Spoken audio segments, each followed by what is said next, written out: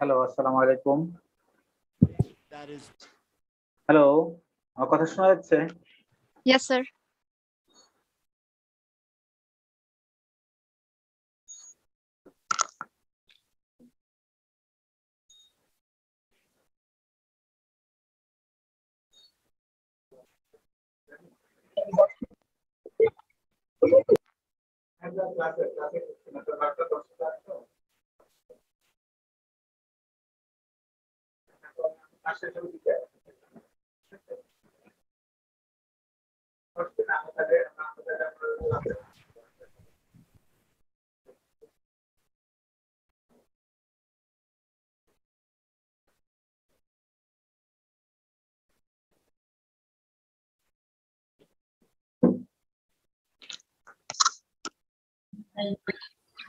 Hello,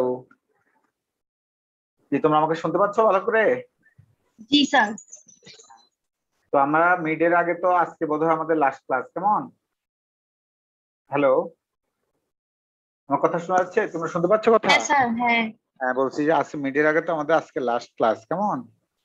তো হচ্ছে যে তোমাদের যত রকমের প্রশ্ন আছে সিলেবাস কিন্তু আমি কভার করে দিয়েছি। সব সিলেবাস মিড টার্ম পর্যন্ত যা যা সিলেবাস হওয়ার কথা সবকিছুই পড়িয়েছি, সবকিছুই কভার করে দিয়েছি। শুধুমাত্র একটা জিনিস পড়বে না আপাতত, সেটা হচ্ছে মিডের পরে সিলেবাস যাবে, সেটা হলো হিপ শর্ট। হিপ শর্টটা হচ্ছে মিডের পরে সিলেবাস হবে, কেমন? হিপ শর্টটা আপাতত পড়বা না। আমার কথা বোঝা গেছে? সবাই বুঝতে পেরেছো না বুঝো নাই? হ্যালো, জি স্যার। হ্যাঁ বলছি হিপ শর্টটা মিডের জন্য পড়বা না। হিপ শর্টটা হচ্ছে ফাইনালের জন্য পড়তে হবে। হিপ শর্টটা আমরা এক্সট্রা পড়িয়েছি। হিপ শর্টটা হচ্ছে ফাইনালের সিলেবাসে থাকবে, হিপ শর্টটা মিডের সিলেবাসে থাকবে না। শুধু হিপ শর্ট, হ্যাঁ, আর বাকি যা পড়িয়েছি সবাই ঠিক আছে।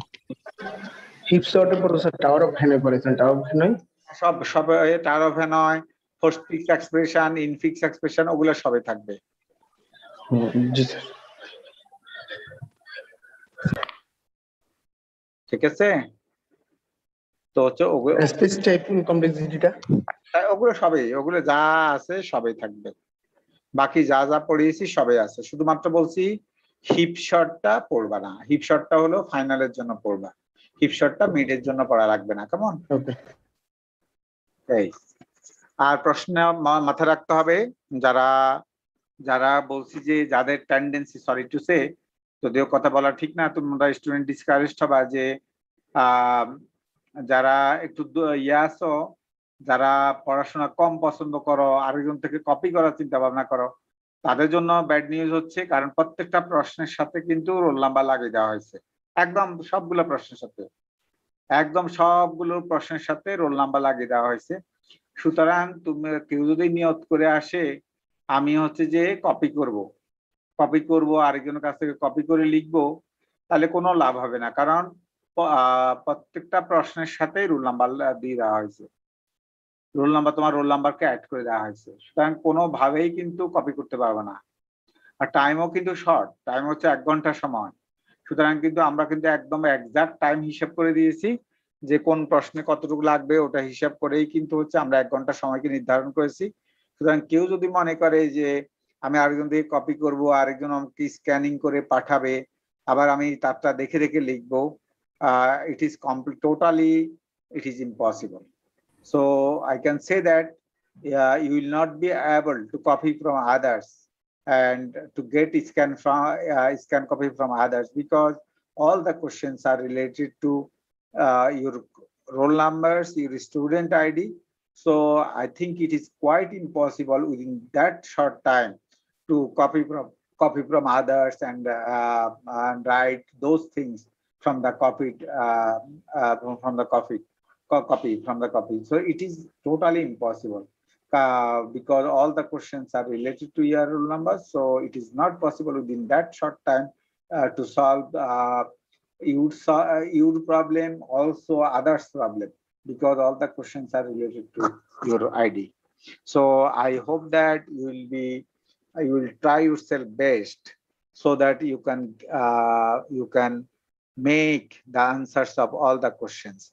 And if you have any tendency to copy from others, please give up it. Give up it, because it is not possible in this exam, because all the questions are related to your roll number. Without understanding the question, without understanding the answers, you are not able to make answer in the midterm. Because I hope that you will try yourself best. Okay. If you have any question, any problem related, any problem, you can ask me, dear student. If you have, because our syllabus is complete, and I told you only one topic will remain for final exam. That topic is heap shot. Heap shot only for final exam, heap shot not for midterm exam. So you are requested to drop the heap shot for midterm exam, but preserve it for the final exam. Dear student, if you have any question related to my class, any topic, you can ask me, because your in which date your data structure midterm exam will be held, dear student? 24 তারিখে। Okay, so that means 24 তারিখ means which day? Sir মঙ্গলবার। Mongolbar. Okay, no problem. Mongolbar 2:30 or 2 exam time? Sir 2:10 থেকে। 2:10. Okay. I hope that already we have made the question. So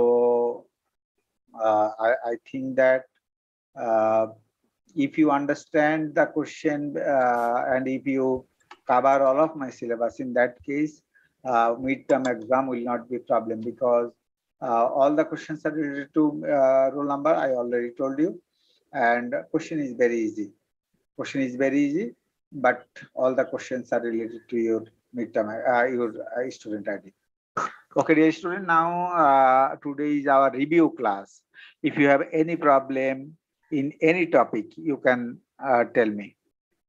sir growth of ফাংশনটা একবার একটু দেখাই দিবেন। Growth of function, what type of problem you feel in the growth of function? Sir ওই যে নোটেশনের যে আপনার কন্ডিশন এগুলো আছে কিভাবে বের করব, ওগুলোতে গিয়ে আটকে যাচ্ছি, ওগুলো একটু দেখাই দিলে ভালো হতো আমার জন্য। Okay.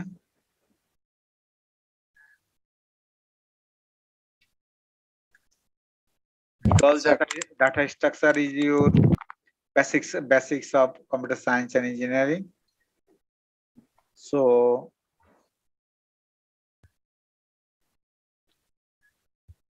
if you get bad marks, in that case, it will be problem for you in the case of job market. So try yourself best to get better marks and to learn better from this course, because it will be helpful for your job life.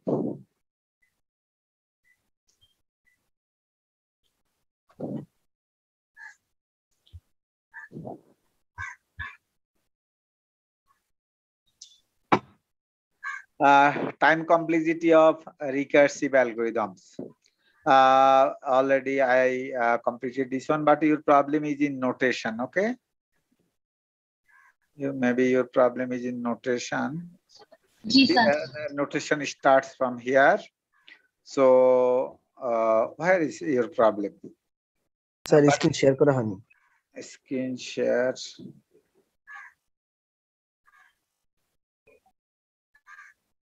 Okay, now okay. Now okay. From your side, my screen is visible from your side, dear student. Yes. Okay.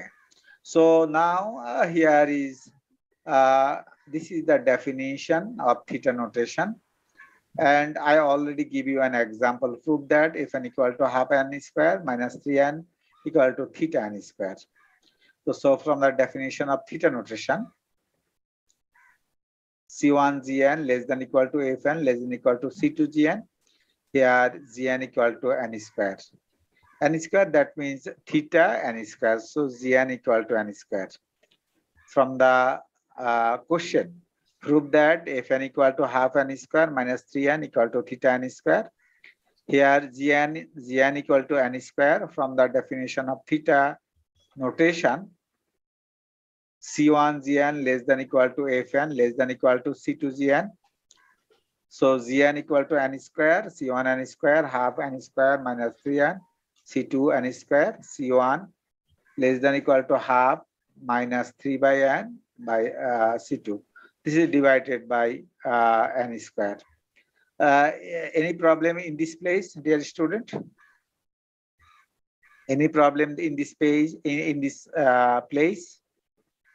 Dear student, any No, problem? sir. Okay. So I hope that no problem in this place. So now left-hand inequality. Remember that in the definition, C1, C2, and N0. Dear student, please mute yourself.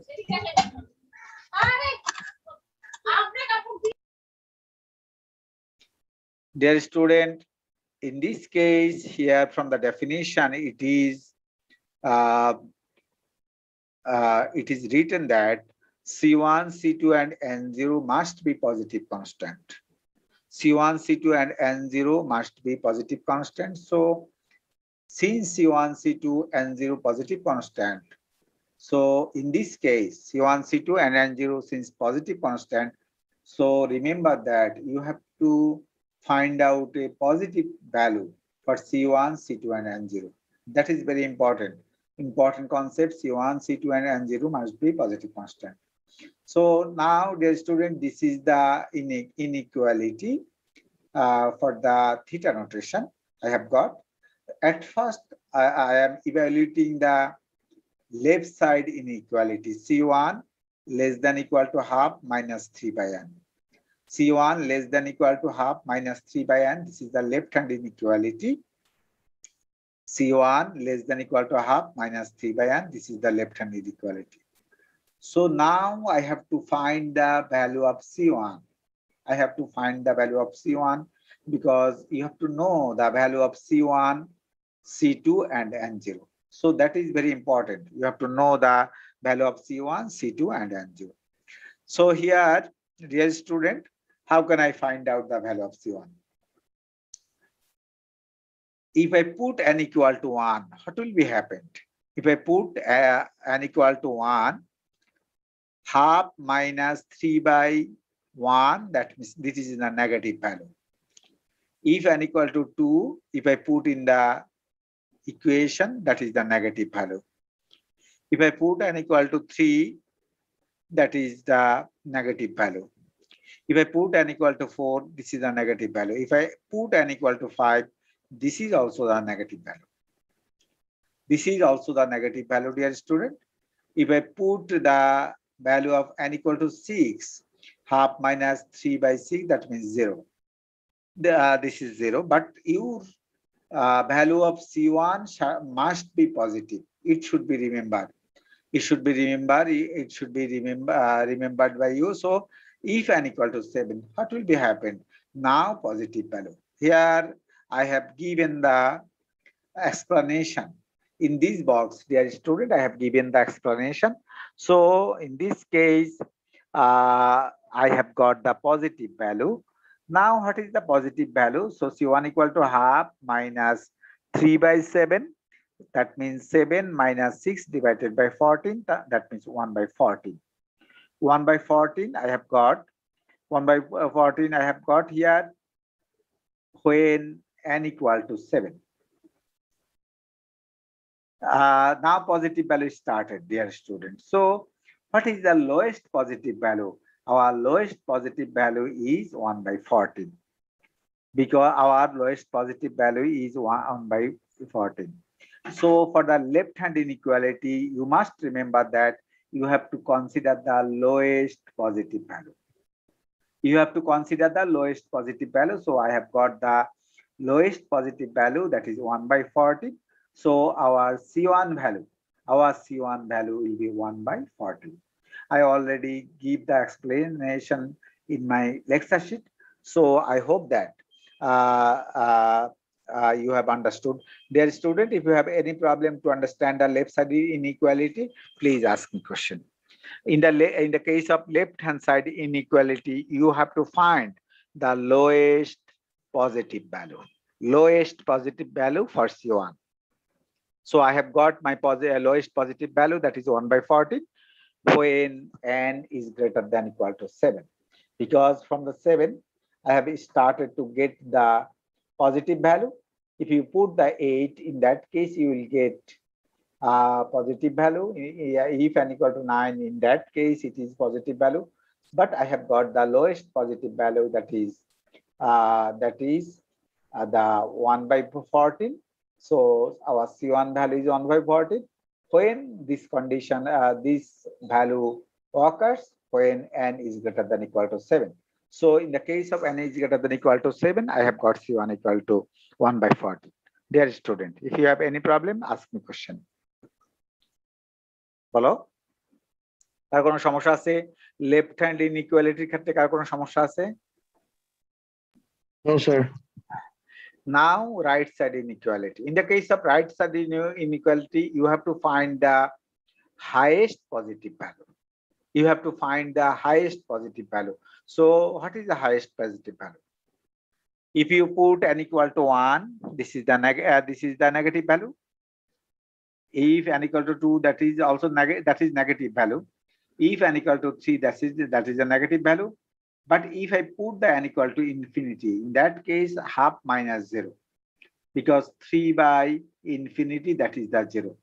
So, dear student, if I take highest positive value, our highest positive value is half. Our highest positive value is half. So, if you put half here, for C2, and all the values satisfies this condition, because this is the negative value. So negative value is less than half. If you put C2 equal to half, so in that case, this negative value, this is the negative, for n equal to 2, this is the negative value. So this condition also true. If n equal to 3, this is negative value. Since our C2 equal to half, so this condition holds. So for n is greater than equal to 1, and C2 equal to half, this condition satisfies all the time. So dear student, if you have any question, please ask me question regarding your right side inequality. Dear student. Dear student, any problem? Dear student, any problem to understand? না sir, ঠিক আছে, বুঝছি। Hello sir বলো। Sir n এর মান 3 এর জন্য তো কন্ডিশনটা 2, তাহলে স্যার 3টা নিলাম না কেন? 3 এর সমান কি পজিটিভ? ও আচ্ছা, তার মানে যে মানটার জন্য n এর যে মানটার জন্য C1 আর C2 পজিটিভ পাবো, সেই মানটা আমি n এর জায়গায় বসাবো। না, আমি সেটা বলিনি। আমি বলছি হচ্ছে যে C1 এর মান বসাবা লোয়েস্ট পজিটিভ ভ্যালু, আর C2 এর মান বসাবা হাইয়েস্ট পজিটিভ ভ্যালু। প্রথমে আসো C1 C2 কথা বলি, যে C1 এর মান হচ্ছে lowest positive value. Lowest positive value পেয়েছি 1 by 14, তাহলে C1 এর মান 1 by 14। C2 এর মান হচ্ছে হাইয়েস্ট পজিটিভ ভ্যালু, আমাদের হাইয়েস্ট পজিটিভ ভ্যালু আমরা পেয়েছি হচ্ছে হাফ, সুতরাং C2 এর মান হাফ। প্রথমে গেছে C1 C2 এর কথা। এবার আসো কোন রেঞ্জের কথা, সেটা আসো রেঞ্জের বিষয় আসো।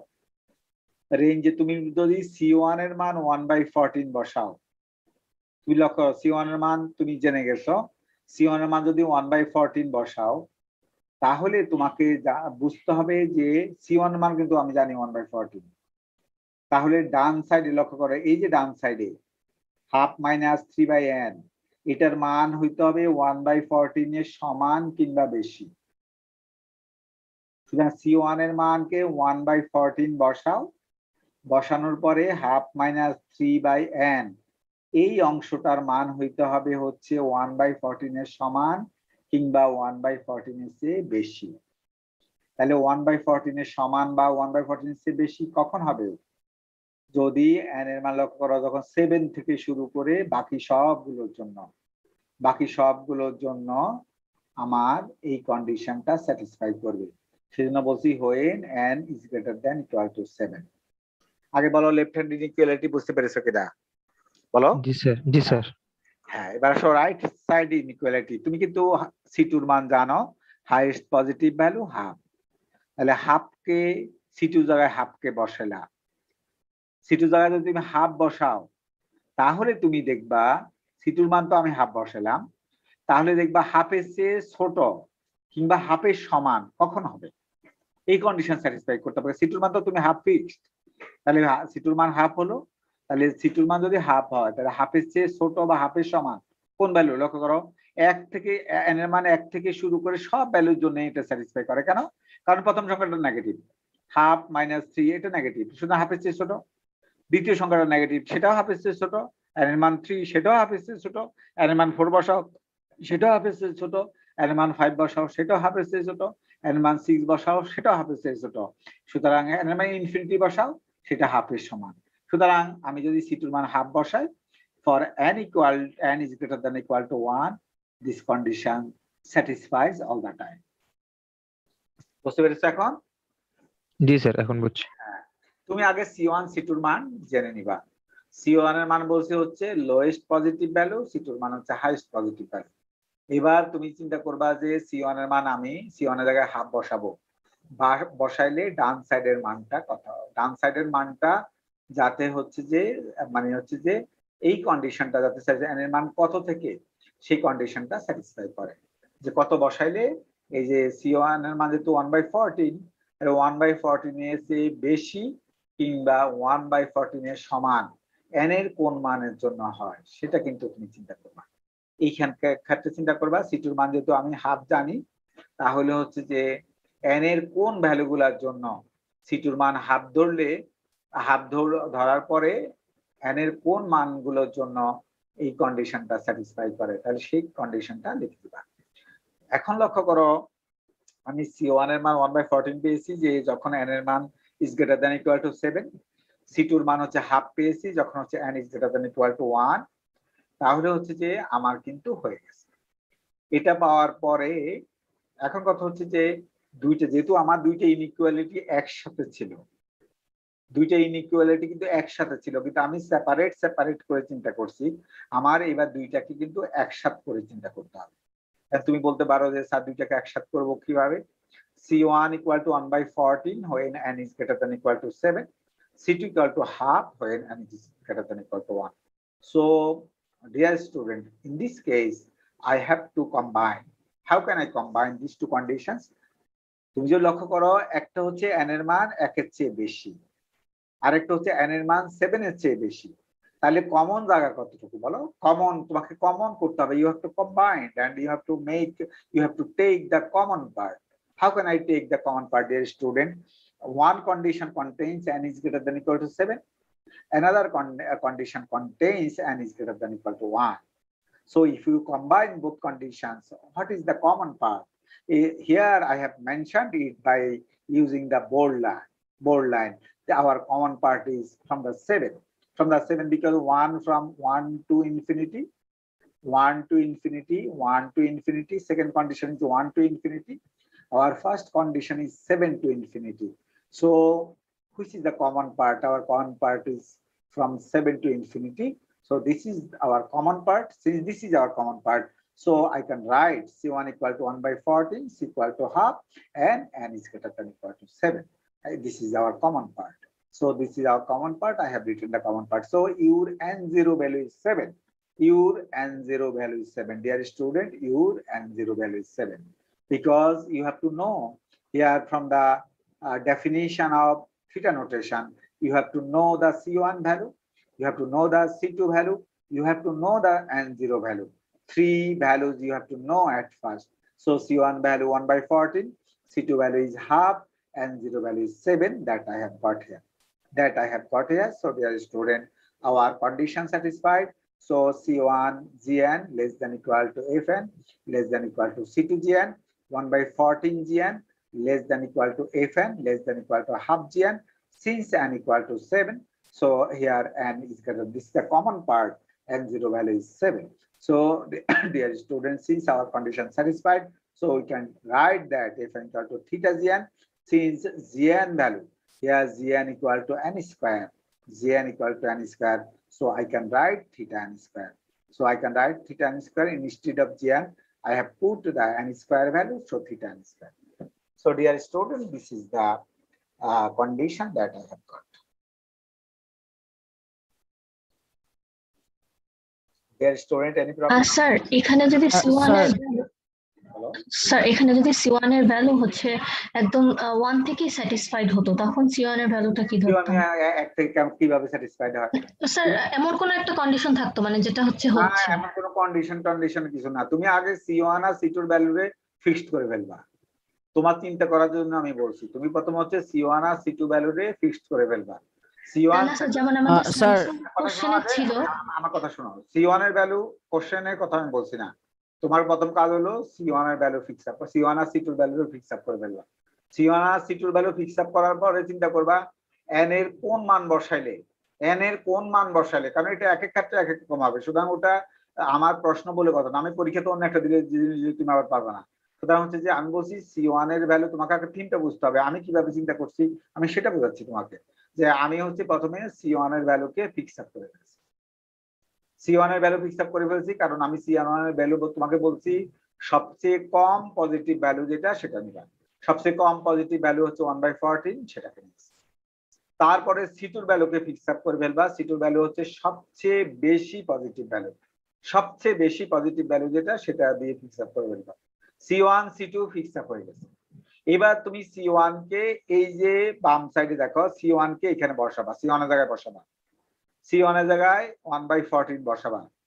C1 এর জায়গায় 1/14 বসানোর পরে তুমি চিন্তা করবা যে n এর মান আমি কত ধরলে, n এর মান কোন মানগুলো ধরলে, এবং C1 এর মান তো অলরেডি ধরেই ফেলছো 1/14, C1 এর মান 1/14 আমি ধরে ফেলছি, তাহলে তুমি এবার চিন্তা করবা n এর মান তাহলে আমি কি ধরবো, n এর মান কি ধরলে এই যে কন্ডিশনটা স্যাটিসফাই করবে। এটা হচ্ছে তোমার চিন্তার বিষয়, যে n এর মান আমি দেখছি যে n এর মান যদি লক্ষ্য করো, তুমি যদি C1 এর মান 1/14 বসাও, দেখো C1 এর মান যদি তুমি 1/14 বসাও, তাহলে তুমি যদি n এর মান 1 নাও তাহলে কি হবে বলো, স্যাটিসফাই করবে না, কারণ হচ্ছে যে n এর মান 1 বসাইলে এটা নেগেটিভ আসে, তাই নেগেটিভ। তুমি C1 এর মান বসাইছো 1/14 less than equal to negative সংখ্যা, কি সত্য? ইট ইজ নট স্যাটিসফাইড, কারণ তোমার n এর মান যদি 1 বসাও তাহলে হাফ মাইনাস 3/n এটার মান আসে হচ্ছে নেগেটিভ, আর C1 এর মান তুমি আগেই ফিক্স করে রাখছো 1/14, তাহলে 1/14 less than equal to negative সংখ্যা, এটা সত্য? এটা সত্য না। সুতরাং n এর মান 2 বসাও, আবারও নেগেটিভ সংখ্যা, C1 এর মান হচ্ছে 1/14 আমি তো আগেই ফিক্স করে ফেলছি less than equal to negative সংখ্যা, এটাও মিথ্যা। কিন্তু n এর মান যখনই n এর মান 7 হবে, লক্ষ্য করো n এর মান যখনই 7 হবে, C1 এর মান তো তুমি 14 আগেই ফিক্স আপ করে রেখেছো, তাহলে 1/14 আর হচ্ছে যে তুমি যদি n এর মান 7 বসাও তখন কিন্তু এটার মান আসে, ডান সাইডের মান আসে 1/14, তাহলে 1/14 less than equal to 1/14 condition সত্য। তুমি n এর মান 8 বসিয়ে দেখো যে হচ্ছে C1 এর মান তো আমাদের 1/14 আছেই, তাহলে 1/14 less than equal to n এর মান 8 বসাও, দেখো যে এটাও সত্য। n এর মান 9 বসাও, দেখো এটাও সত্য। n এর মান ইনফিনিটি বসাও, এটাও সত্য। কারণ C1 স্যার এখানে যদি স্যার n না হয়ে স্যার ইকুয়েশনটা এরকম হতো যে n স্কয়ার আছে, তখন n স্কয়ার থাকলে তুমি তো বসাবে n এর মান, তুমি কি n স্কয়ারের মান বসাবে নাকি? জি স্যার, আমি যদি স্যার n এর মান তখন স্যার নেগেটিভ বসাই, তখন তো নেগেটিভ থেকেই সত্য হওয়া শুরু করবে। কেন নেগেটিভ হওয়া থেকে শুরু করে? তুমি যে এখানে n এর জায়গায় n স্কয়ার থাকলে তুমি n এর মান 1 বসাও, 1 বসালে 3/1 স্কয়ার, এই ছেলেমেয়েরা তোমরা কি বলতেছো? 3/1 স্কয়ার, 3/1 স্কয়ার এর মান যা হয় হাফ মাইনাস 3/1 স্কয়ার, যা হয় তা হবে, তুমি বসাবা। আমি n এর মান, আমার n এর মান 1 ছিল, আমার মানে স্যার C1 এর আর C2 এর মান কি কখনো এরকম হতে পারে যে নেগেটিভ ইনফিনিটি থেকে বড়? তুমি তোমার এই কথা আমি বলছি, আমি তোমাকে বলছি C1 এর মান বসাবা লোয়েস্ট, সবচেয়ে কম পজিটিভ সংখ্যাটা, সবচেয়ে কম পজিটিভ সংখ্যাটা ওকে বসাবো। স্যার, এবার বুঝতে পারছি। হ্যাঁ, সবচেয়ে কম পজিটিভ সংখ্যা কি বলো? এর সবচেয়ে কম পজিটিভ সংখ্যা কত বলো? স্যার 1। সবচেয়ে কম পজিটিভ সংখ্যা 1। তোমাকে n এর মানের কথা বলি নাই, আমি বলছি হচ্ছে যে হাফ মাইনাস 3/n এটার মান সবচেয়ে কম কত, মানে সবচেয়ে কম পজিটিভ কত সেটা বলছি। 7 7 নাকি? হাফ মাইনাস 3/7, হাফ মানে এটার মান বসা, তোমাকে মান বসানো বলে গেছো নাকি? ও আচ্ছা স্যার। হাফ মাইনাস 3/n এর মান 7 বসাইলে এই যে হাফ মাইনাস 3/n এর মান কত আসে? 1/14। এটা হচ্ছে সবচেয়ে কম লোয়েস্ট, কম পজিটিভ লোয়েস্ট। তোমাকে n এর মান সবচেয়ে কম সেটা বলি নাই, আমি বলছি হচ্ছে যে হাফ মাইনাস 3/n এটার মান সবচেয়ে কম পজিটিভ সংখ্যা কত সেটা বলছি। হাফ মাইনাস 3/n এটার মান সবচেয়ে কম। এই যে আমি তো লিখে দিয়েছি, তোমরা এই ছেলেমেয়েরা তোমরা হচ্ছে ভালো করে তাকাও না জিনিসের প্রতি, তোমরা জিনিসগুলোকে অ্যানালাইসিস করো না, তোমরা জিনিসের মুখস্থ করার চেষ্টা করো। ইন্টারমিডিয়েটের যে মুখস্থ জিনিস সেটা তোমাদের মাথার মধ্যে এখনো ঘুরপাক খাচ্ছে। তুমি মুখস্থ করে চিন্তা করতেছো যে স্যার বোধহয় মুখস্থ করে লিখছে। এই যে হাফ মাইনাস 3/n এটা বের করো। হাফ মাইনাস 3/n বের করলে কত হয়? 1/14 হয়। 1/14 হচ্ছে সবচেয়ে কম লোয়েস্ট ভ্যালু। আমি বলছি হাফ মাইনাস, তোমাকে বলছি সবচেয়ে কম পজিটিভ এবং হচ্ছে পজিটিভ মান সবচেয়ে কম কার পজিটিভ মান? n এর পজিটিভ মানের কথা বলি নাই। হাফ মাইনাস 3/n এটার পর সবচেয়ে কম পজিটিভ মান হাফ মাইনাস 3/n এটার সবচেয়ে কম পজিটিভ মানের কথা বলছি। তাহলে হাফ মাইনাস 3/n n এর মান যদি 7 বসাই তাহলে হচ্ছে যে সবচেয়ে কম পজিটিভ মানটা আমি পাচ্ছি। সবচেয়ে কম পজিটিভ মানটা পাচ্ছি হাফ মাইনাস 3/7 সেটা পাচ্ছি আমি। বলো এবার যদি বলো, এবার বলো, যদি না বুঝলে আবার বলো যে সারা বুঝি না এটা। n এর মান 7 বসাও 7, তুমি 7 বসায় খাতাতে হিসাব করো। n এর মান 7 বসায় খাতাতে হিসাব করো। হাফ মাইনাস 3/n এর মান কত হয়? n এর মান 7 বসিয়ে তোমার খাতাতে হিসাব করো। তোমরা তো ওই পাশে আছো, ওই পাশে হিসাব করো। n এর মান 7 বসালে কত আসে? হাফ মাইনাস 3/n এটার মান কত আসে বলো? কত আসে এটা? কত আসে বলো আমাকে বলো। হাফ মাইনাস 1/14 আসে। তাহলে 1/14 পজিটিভ সংখ্যা না? জি স্যার। 1/14 পজিটিভ সংখ্যা। তাহলে আমি পজিটিভ সংখ্যা পাইছি, পজিটিভ সংখ্যা আমি পেয়ে গেছি। সুতরাং আমার পজিটিভ সংখ্যা হচ্ছে 1/14, সেটা হচ্ছে C1 এর মান। তোমাকে আমি বলছি সবার আগে C1 আর C2 তে ফিক্স আপ করে ফেলবা। C1 C2 যদি আমি জানি তাহলে বাকিটা কিন্তু এই পাশের মানটা n এর মান কত হবে সেটা কিন্তু আমার জানা আমাদের সহজ, কারণ আমি n এর মান বুঝতে পারবো। তোমরা অ্যানালাইসিস করো না কেন? জিনিসটা থিঙ্ক করবা যে স্যার কিভাবে চিন্তা করছে, যে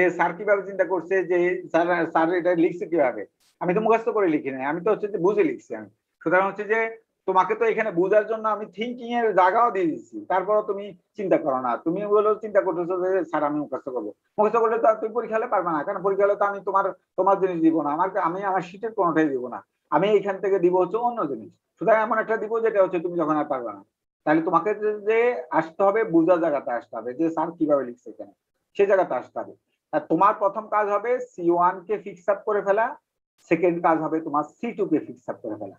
এটা হবে তোমার প্রথম কাজ। C1 এর মান কত দিয়ে ফিক্স আপ করবা বলছি?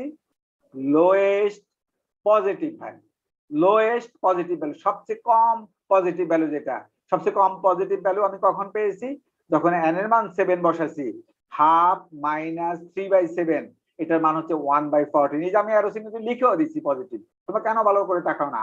আমি এতক্ষণ পর্যন্ত নেগেটিভ লিখছি, তারপর লিখছি 0, তারপর এটার মান 0 হয়েছে, তারপর হচ্ছে যে এটার মান হচ্ছে প্রথম পজিটিভ ভ্যালু পাইছি 1/14।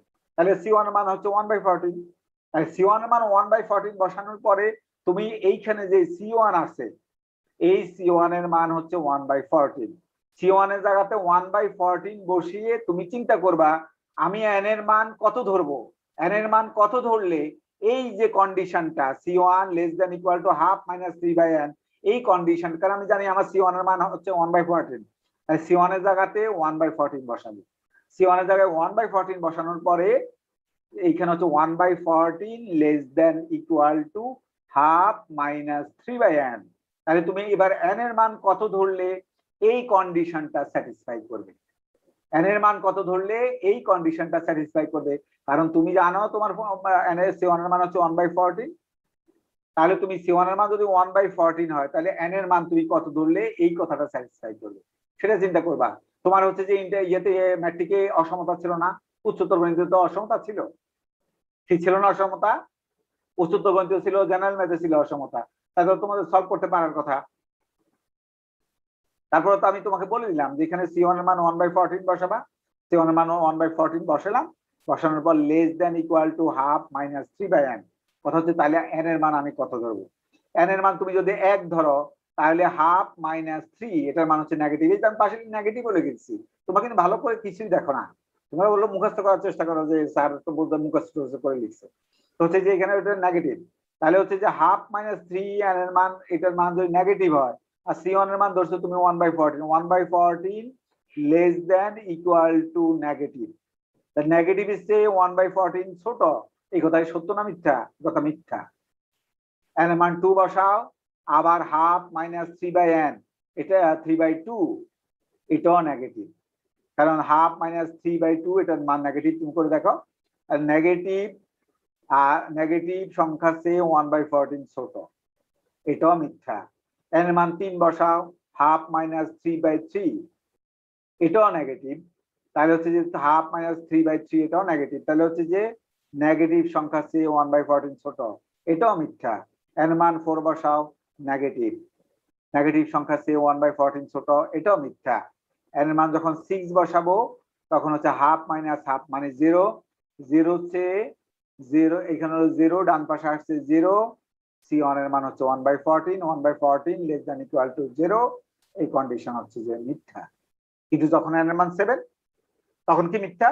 n এর মান 14 হলে n এর মান যদি 7 হয় তাহলে হচ্ছে half minus 3/7, it's value is 1/14, half minus 3/7 এটার ভ্যালু হচ্ছে 1/14, তাহলে C1 এর মান তোমার 1/14, তাহলে 1/14 লেস দ্যান ইকুয়াল টু 1/14, তাহলে 1/14 লেস দ্যান ইকুয়াল টু 1/14 এটা সত্য না মিথ্যা? এটা সত্য। তাহলে n এর মান 7 যখন হলো তখন কিন্তু সত্য হয়ে গেছে। এবার n এর মান 8 বসা, তুমি n এর মান 8 বসি করো, C1 এর মান তো 1/14 আছেই, C1 এর মান তো 1/14 আছেই, তাহলে হচ্ছে যে C1 এর মান আছে 1/14, n এর মান 8 বসাও, 8 বসালে দেখো এটাও সত্য। n এর মান 9 বসাও, এটাও সত্য। n এর মান ইনফিনিটি বসাও, n এর মান ইনফিনিটি বসালে এখানে ডান সাইডে আসে হাফ, তাহলে হাফ 1/14, C1 এর মান 1/14 less than equal to half, এটাও সত্য। তার মানে n এর মান যখনই 7 হলো, 7 থেকে ইনফিনিটি প্রত্যেকটা মানের জন্যই কিন্তু এই কন্ডিশনটা সত্য যদি আমি C1 সমান 1/14 ধরি। তাহলে 1/14 ধরলাম এবং আমি n এর মান 7 থেকে ইনফিনিটি পর্যন্ত সব মানের জন্য সত্য, সেটি আমি লিখছি when n is greater than equal to 7। এই তো, বুঝছো না? বুঝো নাই? স্যার বলো। স্যার অনেক সময় দেখা যায় কি মানে এই ম্যাথে না মানে হচ্ছে অন্য অন্যখানে দেখা যায় যে C1 C2 মান যখন আমরা বসাবো মানে n এর মানটা যখন বের করবো -1 দিয়ে -1 -2 -3 নিলেও হচ্ছে স্যার ট্রু হয়, সেক্ষেত্রে স্যার কি করব? মানে আপনি তো এখানে সব প্লাস থেকে শুরু করছেন, মানে 1 2 সব প্লাস থেকে শুরু করছেন, কিন্তু মাইনাস তোমাকে আমি প্রথম কথা কি বলছি বলো? প্রথম কথা তোমাকে কি বলছি আমি বলছি তুমি আগে C1 C2 এর মান রে ঠিক করবা, এটা হলো তোমার প্রথম কাজ। তুমি তখন হচ্ছে যে প্রথম কাজ হবে তোমার C1 C2 এর মানকে ঠিক করা, এটা ধরার পরে তুমি তারপরে আসবা তুমি n এর মান কত ধরবা, কন্ডিশন n এর মান কত ধরলে এই কন্ডিশনটা স্যাটিসফাই করবে, এই কন্ডিশনটা সত্য হবে, সেটা তো হলো পরে বের করবা। আগে তুমি C1 C2 এর মান, তুমি যেটা করো n এর মানও চিন্তা করো, C1 C2 মান করো, এইটা কিন্তু রাইট হয় না। আমি বলছি আগে C1 C2 মান তুমি ঠিক মতো বসাবা, তুমি C1 C2 মান না বসিয়ে n এর মান চিন্তা করতেছো, সেজন্য তুমি পারতেছো না। তোমাকে বলছি আগে তুমি n এর মান, আগে তুমি C1 C2 মান বসাবা। C1 এর মান কত বসাতে বলছি? Lowest positive value, lowest positive value বসাতে বলছি, লোয়েস্ট পজিটিভ ভ্যালু বসাবা। আর C2 মান কত বসাবা? হাইয়েস্ট পজিটিভ ভ্যালু বলছি। হাইয়েস্ট পজিটিভ মান, হ্যাঁ হাইয়েস্ট পজিটিভ মান। আমাদের হাইয়েস্ট পজিটিভ মান কত হয়েছে? হাফ মাইনাস 0, তার মানে হাফ। হাইয়েস্ট পজিটিভ মান হচ্ছে হাফ, তাহলে হচ্ছে C2 মান বসালাম হাফ, C1 এর মান হচ্ছে 1/14। আগে তুমি C1 C2 রে বসাবা, তখন কিন্তু n এর কথা চিন্তা করবা না, তুমি চিন্তা করবা আমি কখন আমি কোন মানটা লোয়েস্ট পজিটিভ সেটা তুমি চিন্তা করবা, কোন মানটা লোয়েস্ট পজিটিভ সেটা চিন্তা করবা, আর C2 মান চিন্তা করবা কোন মানটা হাইয়েস্ট পজিটিভ সেটা চিন্তা করবা। C1 C2 মান তুমি স্যার বসিয়ে আমরা লোয়েস্ট পজিটিভ আর হাইয়েস্ট পজিটিভের জন্য হ্যালো হ্যাঁ বলো। স্যার আমরা যখন লোয়েস্ট পজিটিভ আর হাইয়েস্ট পজিটিভ যখন বের করতে যাব সেক্ষেত্রে স্যার আমার এন এর ভ্যালুটা কাউন্ট হচ্ছে না। তুমি তো বসি দেখবা, তুমি বসি হ্যাঁ, হ্যাঁ। দেখবা, কারণ তুমি কখন পজিটিভ পাও সেটা তার আমি জানি না। হ্যাঁ স্যার তুমি সেই ক্ষেত্রে কখন যখন আমার positive- দেখা যায় তুমি- কি না তুমি আগে এন এর মান বসি দেখবা, বসি জি। দেখবা যে তুমি কখন পজিটিভ পাও, কখন পজিটিভ জি। পাও সেটা লোয়েস্ট পজিটিভ কত হবে, হাইয়েস্ট পজিটিভ কত হবে। আমি কি এন এর সব মান করছি বলো এখানে? আমি না, কি স্যার। এখানে না, আমি এন এর সব মান করি নাই, আমি হচ্ছে যে কতটুকু করে তারপর এন এর মান ইনফিনিটি বসিয়ে দেখছি যে হচ্ছে যে এইখানে হাইয়েস্ট পজিটিভ মান আসে হচ্ছে হাফ, আর এই পাশে বাম পাশে করে দেখছি যে কখন লোয়েস্ট পজিটিভ মান আসে, যখন হচ্ছে যে আমি করে দেখছি এন এর মান 7 বসাইলে হচ্ছে যে প্রথম লোয়েস্ট পজিটিভ আসে। তাহলে আমি C1 এর মান আর C2 এর মান আমি ফিক্সড করে ফেলছি। C1 C2 এর মান নিয়ে আমি আর একবারও চিন্তা করব না। আমি কিন্তু C1 C2 করার সময় আমার কিন্তু n এর মান নিয়ে আমি কোনো অরিক না, n এর মান যা খুশি তাই হোক গা, n এর মান যা খুশি তাই হোক আমার কিছু যায় আসে না। আর n এর মান যা খুশি তাই হোক আমি হচ্ছে যে যায় আসে না, আমার দরকার লোয়েস্ট পজিটিভ মান, আমার দরকার হাইয়েস্ট পজিটিভ মান, আমি সেটা আমি পেয়ে গেছি। সুতরাং আমার লোয়েস্ট পজিটিভ মান এবং হাইয়েস্ট পজিটিভ মান পাওয়া শেষ। হ্যাঁ বলো এবার। আমার লোয়েস্ট পজিটিভ মান হাইয়েস্ট মান পজিটিভ মান পাওয়া শেষ। এবার লোয়েস্ট পজিটিভ মান C1 এর মান পেয়ে গেছো, C2 এর মান পেয়ে গেছো। এবার তুমি চিন্তা করবা n এর কোন মান বসাইলে C1 এর এই মানটাকে স্যাটিসফাই করে, C2 এর কোন মান বসাইলে যে এই মানটা স্যাটিসফাই করে। তুমি হচ্ছে জিনিসটা ভালো করে চিন্তা করো না, তুমি হচ্ছে যে সামান্য একটু চিন্তা করতেছো বোধহয়, আমি বুঝে গেছি যে কিংবা হচ্ছে তুমি ভালো করে চিন্তা করতেছো না জিনিসটাকে। আর তুমি তো ক্লাস ইন্টারমিডিয়েট এবং ক্লাস 10 তুমি অসমতা পড়ছো, তুমি এটা না পারা তো খুব বেশি সমস্যা হওয়ার কথা না। বলো আচ্ছা, তাহলে কি স্যার বলো। স্যার C1 এর লোয়েস্ট পজিটিভ ভ্যালুর জন্য কি কখনো n এর মান নেগেটিভ আসতে পারে? n এর মান তুমি নেগেটিভ বসাও কি হয়, C1 এর মান যদি 1/14 এখানে বসাও, এই লাইনে এই যে আমার মাউসের নিচে এখানে বসাও, C1 এর মান 1/14। স্যার এই ম্যাথের ক্ষেত্রে না স্যার, অন্যান্য যে কোনো ম্যাথের ক্ষেত্রে হোক না কেন তুমি চিন্তা তো একই ভাবে করবা। সে এইখানে ডান সাইডের মান কত হইতে হবে সেটা তুমি চিন্তা করবা। তুমি কিভাবে চিন্তা করবা, C1 এর মান, এই যে C1 এর মানটা তুমি পেয়েছো, লোয়েস্ট পজিটিভ মানটা পেয়েছো, সেটা এখানে বসাবা আগে। C1 এর জায়গায় 1/14 বসাবা। 1/14 বসানোর পরে তুমি দেখবা যে n এর মান আমি কত বসাবো, কারণ C1 এর মান তুমি তো 1/14 জানো, সেটা বসাইলাম। এবার তুমি n এর মান কত বসাবা তোমাকে চিন্তা করতে হবে। এবার তুমি চিন্তা করবে n এর মান নিয়ে, এখন তুমি অলরেডি n এর মান নিয়ে, কারণ আমার C1 এর মান 1/14, তাহলে n এর মান আমি কত বসাবো। n এর মান আন্দাজে বসাইলে হবে না, তোমাকে এমন মান বসাইতে হবে যাতে হচ্ছে যে এই যে কন্ডিশনটা, এই কন্ডিশন স্যাটিসফাই করে। তাহলে আমার n এর মানকে একের জন্য স্যাটিসফাই করে, n এর মান একের জন্য তো আমার স্যাটিসফাই করে না।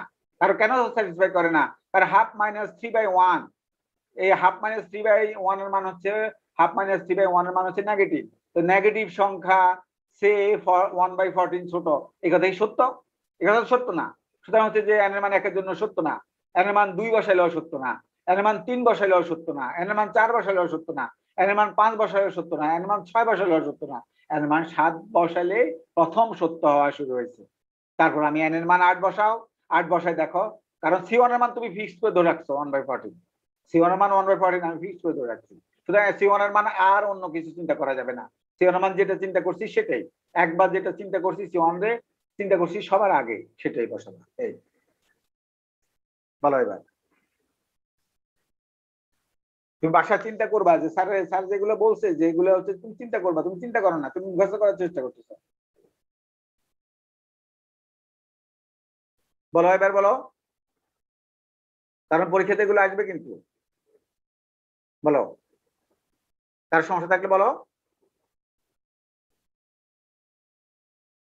হ্যাঁ বলো বলছো না কেন, কারণ পরীক্ষা। হ্যাঁ বলো স্যার অন্য একটা কোয়েশ্চেনে যান। বলো স্যার ওই যে মেমো মানে ইংলিশ ম্যাপিং আছে না, তোমরা এগুলো সলভ করছো, আমাকে একটা দেখাও যদি মনে হয় যে এইখানে স্যার আমি আটকে গেছি। বলেন স্যার। স্যার এটা অন্য কোয়েশ্চেন করছি, এটা না। বলো। স্যার ওই যে লিঙ্ক লিস্ট ম্যাপিং এ স্যাম্পল কোশ্চেন একটা কোশ্চেন ছিল, ওইখানে স্যার আপনি বলেছিলেন যে এই কয়টা মেমরি হচ্ছে ফ্রি আছে এই কয়টা ভ্যালুর জন্য, হ্যাঁ তো লিঙ্ক লিস্টে স্যার কোথায় আছে? আমরা তুমি কোথায় আছে বলো? এই লিঙ্ক লিস্ট উঠাইলাম স্যার কোথায়? লিনিয়ার লিঙ্ক স্যাম্পল লিস্ট না লিনিয়ার লিঙ্ক লিস্ট না ডাবল কোশ্চেন লিঙ্ক 4 এ লিস্ট? লিনিয়ার লিঙ্ক লিস্ট না double link list? Sir linear sir ওই যে ম্যাপিং মানে মেমরি অ্যালোকেশনটা। ও মেমোরি অ্যালোকেশন, তাহলে তো মেমোরি অ্যালোকেশন শিখে যেতে হবে। স্যার তাহলে ওখানে আমি আমরা আগে এক্সট্রা আমি আগে আচ্ছা আচ্ছা আচ্ছা স্যার।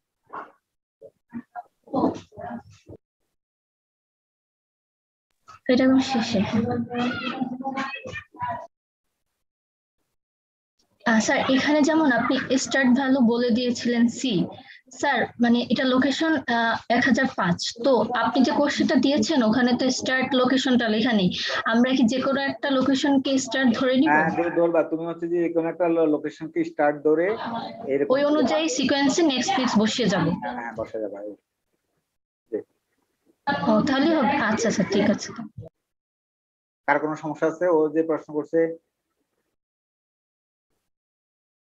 আর কোনো সমস্যা থাকলে বলো। স্যার ওই যে ইনফ্লিক্স এর একটা ম্যাথ করে দেন স্যার, ব্র্যাকেট ওয়ালা। আচ্ছা ঠিক আছে, এটা এটা বুঝতে পারছো না? বুঝো না এটা? এটা সবাই বুঝছো? আবার সবাইকে বলছে এটা বুঝছো? জি স্যার। হ্যাঁ, ডাটা স্ট্রাকচার কম্পিউটার সায়েন্সের বেসিক সাবজেক্ট। সুতরাং হচ্ছে যে তুমি কোন জায়গাতে চাকরি করতে গেলেই তোমাকে জিজ্ঞাসা করবে ডাটা স্ট্রাকচার সম্পর্কে। সুতরাং হচ্ছে যে তুমি ডাটা স্ট্রাকচারে কোনোভাবে নেগলেক্ট করতে পারবে না। তুমি যদি যতই মনে করো যে স্যার আমি এইখান থেকে হচ্ছে নকল টকল করে পাশ করে যাবো, কোনো লাভ হবে না, তোমাকে চাকরি দিবে না। তুমি তখন আমার নিয়ে যাবা যে তোমার চাকরির ক্ষেত্রে তোমাকে বুঝে কিন্তু সেখানে যেতে হবে, কারণ সেখানে কিন্তু চাকরি করতে গেলে তোমার প্রবলেম তোমাকে সলভ করতে হবে, তোমার প্রবলেম আর কেউ সলভ করে দিবে না তোমাকে। কম্পিউটার সায়েন্সে তুমি যত বড় ইয়েই হও না কেন, যত বড় পিএইচডি হোল্ডার হও না কেন, যাই হও না কেন, তোমাকে at first you have to know how to write program and how to know think about the data structure. সুতরাং তোমাকে জানতেই হবে। আচ্ছা এবার কোনটা বললা তুমি? এটা এটা বললাম, তারপরে হ্যাঁ এরপর কোনটা বলছো? একটা মেয়ে কি বলছিল এরপরে? হ্যাঁ স্যার ওই যে পোস্টফ্লিক্স এর একটা ম্যাজিক দেখিয়ে দিতেন। আচ্ছা ফার্স্ট কোশ্চেন। স্যার আপনার শীটেরটা না, আপনার শীটেরটা বুঝেছি ভালো করে স্যার, অন্য একটা ইকুয়েশন দিয়ে। অন্য একটা ইকুয়েশন দিতে হলে তো আমাকে সলভ করতে হবে না, সলভ করে আমি কিভাবে করবো? স্যার মানে অনেকগুলো যদি ব্র্যাকেট থাকে তখন স্যার ব্র্যাকেটের গুলো একটু বেশি কনফিউজিং হয়। ব্র্যাকেট ওয়ালা না স্যার এখন আসছে কি না সেটা হচ্ছে চিন্তা করতেছি যে আমার কাছে ব্র্যাকেট ওয়ালা সলভ করা আসছে কিনা। না তোমরা যদি একটা সলভ করতা তাহলে না আটকে যাইতা, সেটা আমার পেজ শেয়ারিং দেখালে ভালো হতো। স্যার আমি এখানে আটকে গেছি, এইখানে বলে তোমরা সলভ করতে গিয়ে আটকে গেছো, এরকম একটা বললে না আমার জন্য ভালো হতো, বুঝো না? তোমার মানে তোমার সমস্যা কোথায় সেটা বলো, কোথায় সমস্যা? স্যার ব্র্যাকেট হইলে আমরা কি করব এটা একটু তাহলে বলেন। ব্র্যাকেট হলে তো আমরা হচ্ছে পরেরটা বসিয়ে দিব না, ব্র্যাকেট হলে কি করতে হবে সেটা শোনো, আমি সেই জায়গাতে যাই আগে। হ্যাঁ আমাদের পোস্টফিক্স ইভ্যালুয়েশন না, ইনফিক্স টু পোস্টফিক্স কনভার্সন এবং পোস্টফিক্স ইভ্যালুয়েশন। তো হচ্ছে যে এইখানে দেখো এটাতে সমস্যা, ইনফিক্স টু পোস্টফিক্স কনভার্সনের সমস্যা, তাই তো? স্যার ব্র্যাকেট গুলো আসলে একটু অনেকগুলো ব্র্যাকেট যখন আসবে পরপর, অনেকগুলো ব্র্যাকেটের কোনো ব্যাপার না। ব্র্যাকেটটা আসলে মনে রাখবা যে স্টার্টিং ফার্স্ট ব্র্যাকেট আসলে যাবে হচ্ছে স্ট্যাকে, এটা হলো সোজা কথা। স্টার্টিং ফার্স্ট ব্র্যাকেট বুঝো তো নাকি? এই যে যেটা হলো তোমার ডান দিকে এই যে মোসর, যেটা ডান দিকে মোসর যেটা দেখতে পাচ্ছ, যখনই স্টার্টিং ফার্স্ট ব্র্যাকেট আসবে তখনই হচ্ছে স্ট্যাকে পুশ করতে হবে, এটা হলো কথা। তাহলে স্টার্টিং ফার্স্ট ব্র্যাকেটের বিষয়ে ডিসিশন হচ্ছে স্টার্টিং ফার্স্ট ব্র্যাকেট আসলে তুমি রাখবা স্ট্যাকে। স্টার্টিং ফার্স্ট ব্র্যাকেট বুঝো তো না, যে ডান দিকে যেটা ঘোরানো, এই যে আমার এই যে এটা হলো স্টার্টিং ফার্স্ট ব্র্যাকেট। আমার মাউসের নিচের দিকে তাকাও, এটা হলো তোমার স্টার্টিং ফার্স্ট ব্র্যাকেট। আর এই দিকে উল্টা দিকে ফেরানো যেটা যেটা তোমার বাম হাতের দিকে ঘোরানো, সেটার নাম হচ্ছে ক্লোজিং ফার্স্ট ব্র্যাকেট। এটার নাম হচ্ছে স্টার্টিং ফার্স্ট ব্র্যাকেট, এটার নাম হচ্ছে ক্লোজিং ফার্স্ট ব্র্যাকেট। এটার নাম হচ্ছে স্টার্টিং ফার্স্ট ব্র্যাকেট, এটার নাম হচ্ছে ক্লোজিং ফার্স্ট ব্র্যাকেট। এখন কথা হচ্ছে স্টার্টিং ফার্স্ট ব্র্যাকেট যদি আসে তাহলে তোমার কি কাজ হবে? তোমার কাজ হবে সেটাকে স্ট্যাকে রাখা। চোখ বন্ধ করে স্ট্যাকে রেখে দিবা, কিছুই না। স্টার্টিং ফার্স্ট ব্র্যাকেট আসলে তুমি চোখ বন্ধ করে স্ট্যাকে রাখবা, এটা হলো প্রথম কথা। এবার কথা হচ্ছে ক্লোজিং ফার্স্ট ব্র্যাকেট আসলে কি করবা। ক্লোজিং ফার্স্ট ব্র্যাকেট আসলে তুমি স্ট্যাকে, লক্ষ্য করো এখানে আমার ক্লোজিং ফার্স্ট ব্র্যাকেট আসছে, এই যে ক্লোজিং ফার্স্ট ব্র্যাকেট আসছে, লক্ষ্য করো ক্লোজিং ফার্স্ট ব্র্যাকেট যখন আসবে তখন তোমার কাজ হবে, ক্লোজিং ফার্স্ট ব্র্যাকেট আসলে তোমার কাজ হবে তুমি পিছনের দিকে যাবা, স্ট্যাকের টপ থেকে শুরু করে, স্ট্যাকের টপ থেকে শুরু করে পিছনের দিকে যাবা। স্ট্যাকের টপ থেকে শুরু করে, স্টপ মানে হচ্ছে কিন্তু এই সাইড, ডান সাইড। স্ট্যাকে যে last in first out data structure তোমাকে পড়ানো হয়েছে, তাহলে স্ট্যাক এইখান থেকে আমি শুরু করলাম, এইখান থেকে শুরু করলাম, এইখান থেকে শুরু করে, এইখান থেকে শুরু করে তুমি পিছনের দিকে যাবা। পিছনের দিকে যেতে যেতে তুমি খুঁজতে থাকবা, কোন পর্যন্ত যেতে থাকবা, যখন পর্যন্ত তুমি স্টার্টিং ফার্স্ট ব্র্যাকেট না পাও ততক্ষণ পর্যন্ত তুমি যাইতে থাকবা। তুমি আবার বলছি, তুমি পেয়েছো হচ্ছে তোমার এখন আসছে হচ্ছে closing first bracket. Closing first bracket, closing first bracket আসলে তোমার কি কাজ হবে, তুমি স্ট্যাকের টপ থেকে পড়া শুরু করবা, স্ট্যাকের টপ থেকে পড়ে পিছনের দিকে যাবা। এই যেতে যেতে রাস্তার মধ্যে যা পাও সব কিছুকে বের করে পোস্টফিক্স এক্সপ্রেশন নিয়ে যাবা। আমি রাস্তার মধ্যে, আমি পিছনের দিকে যেতে যেতে আমি রাস্তার মধ্যে পেয়েছি মাইনাস, এই যে আমি মাইনাস বের করে ফেলছি, আগে যেটা পাবো ওইটা আগে বসাবো। যেটা কারণ তোমার হচ্ছে স্ট্যাকে যে last in first out data structure, সুতরাং তুমি এই যে স্ট্যাকের টপ থেকে শুরু করে, দেখতে পাচ্ছ আমি অ্যারো চিহ্ন দিয়ে দিচ্ছি পিছন দিকে, তার মানে এই যে এটা হলো তোমার রাস্তা, পিছনের দিকে তুমি যাচ্ছ, এই রাস্তায় যেতে যেতে যেটা আগে পাবা সেটা আগে আগে লিখবা, এখানে আগে লিখবা। ধরো এখানে একটা গুণ চিহ্ন আছে, মনে করো আমি তোমাকে বুঝাই, ধরো যে এখানে একটা গুণ চিহ্ন আছে, তাহলে গুণ চিহ্নটাকে আগে বের করে এফ এর পরে হবে গুণ চিহ্ন, গুণ চিহ্নের পরে ধরো মাইনাস চিহ্ন আছে, তারপরে হবে মাইনাস চিহ্ন। যে রাস্তাতে যাইতে যাইতে তুমি যা পাও সেটাই বসাবা। প্রথম হচ্ছে গুণ চিহ্ন, প্রথম হচ্ছে গুণ চিহ্ন, তাহলে হচ্ছে গুণ চিহ্ন হচ্ছে আগে বের করবা, তারপরে পেয়েছো মাইনাস চিহ্ন, তারপর হচ্ছে মাইনাস চিহ্ন বের করবা। তাহলে গুণ চিহ্ন হচ্ছে আগে বের হবে, যদি মনে করো মাইনাস তারপর আছে গুণ চিহ্ন, মাইনাস গুণ চিহ্ন আছে, তাহলে যেহেতু তোমার রাস্তা হলো স্ট্যাকের টপ থেকে পিছন দিয়ে যাচ্ছ, তাহলে গুণ চিহ্ন যেহেতু আগে রাস্তার মধ্যে পড়ছে তাহলে গুণ চিহ্ন আগে বের হবে, তারপর রাস্তার মধ্যে পড়ছে মাইনাস, তারপর মাইনাস বের হবে, তারপরে পাইছো তুমি starting first bracket. Starting first bracket আসলেই, প্রথম স্টার্টিং ফার্স্ট ব্র্যাকেট পাওয়ার সাথে সাথে তুমি থেমে যাবা, তুমি থেমে যাবা, তার মানে তুমি আর পিছনের দিকে, রাস্তার পিছনের দিকে আর যেতে পারবে না। কথা বোঝা গেছে? রাস্তার পিছনের দিকে আর যাওয়া যাবে না। তাহলে এখন কি হলো, যে তুমি যখনই ফার্স্ট ব্র্যাকেট পেয়েছো, স্টার্টিং ফার্স্ট ব্র্যাকেট পেয়েছো, তুমি কিন্তু থেমে গেছো। তুমি থেমে যাওয়ার পরে এই যে মনে রাখবা স্টার্টিং ফার্স্ট ব্র্যাকেট পর্যন্ত সবকিছু, কারণ হলো অপারেটর গুলাকে তুমি অলরেডি পোস্টফিক্স এক্সপ্রেশন নিয়ে গেছো। এবার মনে রাখবা যে এই যে স্টার্টিং ফার্স্ট ব্র্যাকেট, এটাকে কিন্তু পোস্টফিক্স এক্সপ্রেশনে লিখতে হবে না, স্টার্টিং ফার্স্ট ব্র্যাকেটটাকে লিখতে হবে না, কিন্তু স্টার্টিং ফার্স্ট ব্র্যাকেটটা বের হয়ে যাবে। স্টার্টিং ফার্স্ট ব্র্যাকেট করো, আমার পরের লাইন লক্ষ্য স্টার্টিং ফার্স্ট ব্র্যাকেট আছে নাই, কিন্তু আমি স্টার্টিং ফার্স্ট ব্র্যাকেটটাকে লক্ষ্য করে পোস্টফিক্সে লিখছি, তাও লিখি নাই। তার মানে স্টার্টিং ফার্স্ট ব্র্যাকেট পর্যন্ত আমি কতটুকু পিছনে যেতে পারবো সেটা ডিফাইন করবে আমার স্টার্টিং ফার্স্ট ব্র্যাকেট। আমি স্টার্টিং ফার্স্ট ব্র্যাকেট আসলেই আমি থেমে যাব, স্টার্টিং ফার্স্ট ব্র্যাকেট আসলেই আমি থেমে যাব। স্টার্টিং ফার্স্ট ব্র্যাকেট আসছে, আমি পেয়ে গেছি, সুতরাং আমি থেমে গেছি।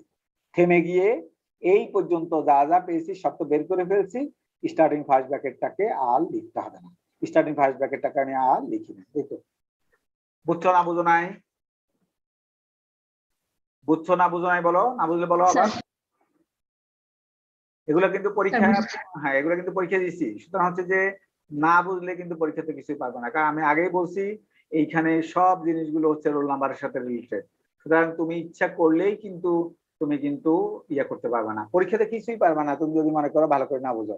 Data structure, this is data structure, you have to think, you have to understand everything, and you have to know everything, how to convert a infix expression into postfix and how to evaluate postfix. So you have to know everything.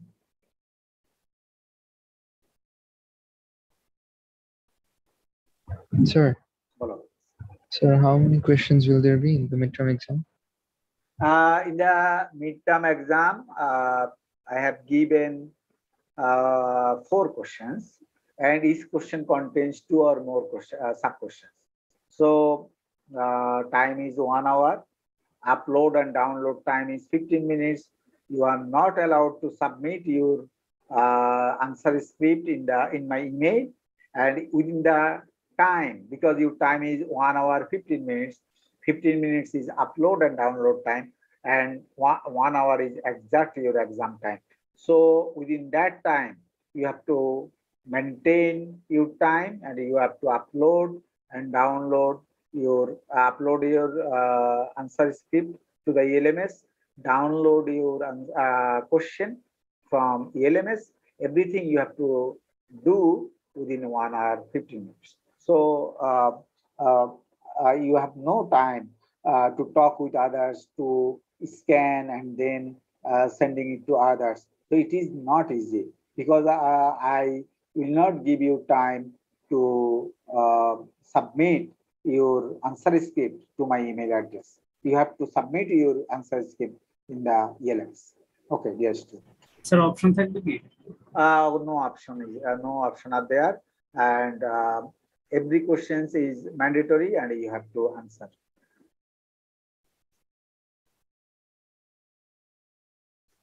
And everything is related to your roll number. So because some calculation are based on your roll number, so you have to at first you have to think about your last digit of your student ID, and you have to think about your previous digit of student ID. Sometimes I have written your 7 digit of your student ID. So all the things are related to your student ID. So at first you have to think about your student ID. If you are not able to calculate the student ID properly, and if you are unable to write something that are related to student ID, if you mistake there, in that case your answer will be mistaken. So your number is also another factor, and every questions there are your roll number. So at first calculation made, please make calculation to the student ID. So that is the very important thing, because if your student calculation from your student ID it is wrong, your answer will be wrong. Dear student, any problem to understand this part? এই মেয়েটা বলছিল যে bracket আসলে কি হবে, তুমি বুঝছো? এই মেয়ে তুমি বুঝছো ব্র্যাকেট আসলে কি হবে? জি স্যার। আর কার কোনো সমস্যা? এই পর্যন্ত হচ্ছে আমাদের সিলেবাস, এই পর্যন্ত হচ্ছে আমাদের সিলেবাস। কেমন? মিড টার্মের সিলেবাস হচ্ছে এই পর্যন্ত। স্যার আমাদের ভেরিফিকেশন করেও দেখাতে হবে, রিয়েলটার ক্যালকুলেশন ভেরিফিকেশন করতে হবে এই জন্য যে তুমি যে এই যে পোস্টফিক্স বের করছো, এই পোস্টফিক্স ঠিক আছে কিনা, সেই পোস্টফিক্স ঠিক আছে কিনা আমি বুঝছি কিভাবে? দেখো করো, এই ইনফিক্সটার মধ্যে মান বসিয়েছি। ইনফিক্স যেটা দেওয়া ছিল সেটার মধ্যে আমি মান বসিয়েছি। তুমি বলতে পারো স্যার কি মান বসাইছে? এই যে আমি প্রশ্নের মধ্যে দিয়েছি a equal to 1, b equal to 2, c equal to 1, d equal to 2, e equal to 2, f equal to 1, সেই মানগুলো হচ্ছে আমি এইখানে দিয়েছি। এইখানে দেওয়ার পরে এখন এইখানে দেওয়ার পরে তোমাকে বের করতে হবে যে এখানে এর মান, এই যে এর মান দেওয়া আছে, বির মান দেওয়া আছে, সির মান দেওয়া আছে, ডির মান দেওয়া আছে, ইর মান দেওয়া আছে, এফ এর মান দেওয়া আছে। এই মানগুলো হচ্ছে আমি এখানে বসিয়েছি। এখানে বসানোর পর আমি 3 পেয়েছি, আর তুমি পোস্টফিক্সকে ইভ্যালুয়েট করেও 3 পেয়েছো। এই যে 3 পেয়েছো, লক্ষ্য করো এই যে স্ট্যাকের মধ্যে লক্ষ্য করো লাস্ট মান যেটা থাকবে পোস্টফিক্স ইভ্যালুয়েশনের সময়, স্ট্যাকের মধ্যে যে মানটা থাকবে সেই মানটাই হচ্ছে তোমার রেজাল্ট। স্ট্যাকের মধ্যে লক্ষ্য করো, আমার স্ট্যাকের মধ্যে আছে হচ্ছে 3, স্ট্যাকের মধ্যে আছে 3, এই রেজাল্টের মান আছে 3। স্ট্যাকের মধ্যে আছে 3, রেজাল্টের মান হচ্ছে 3।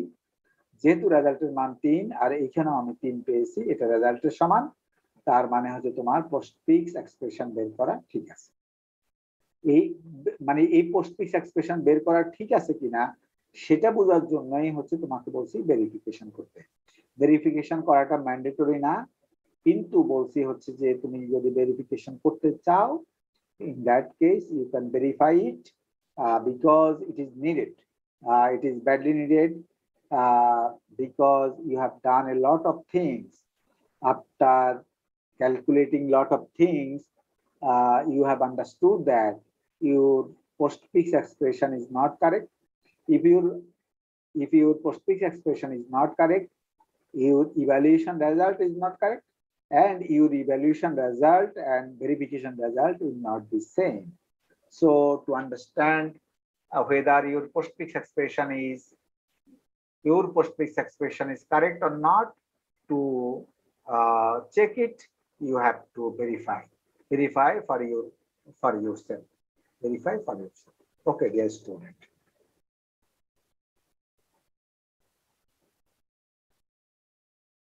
Dear student, any problem?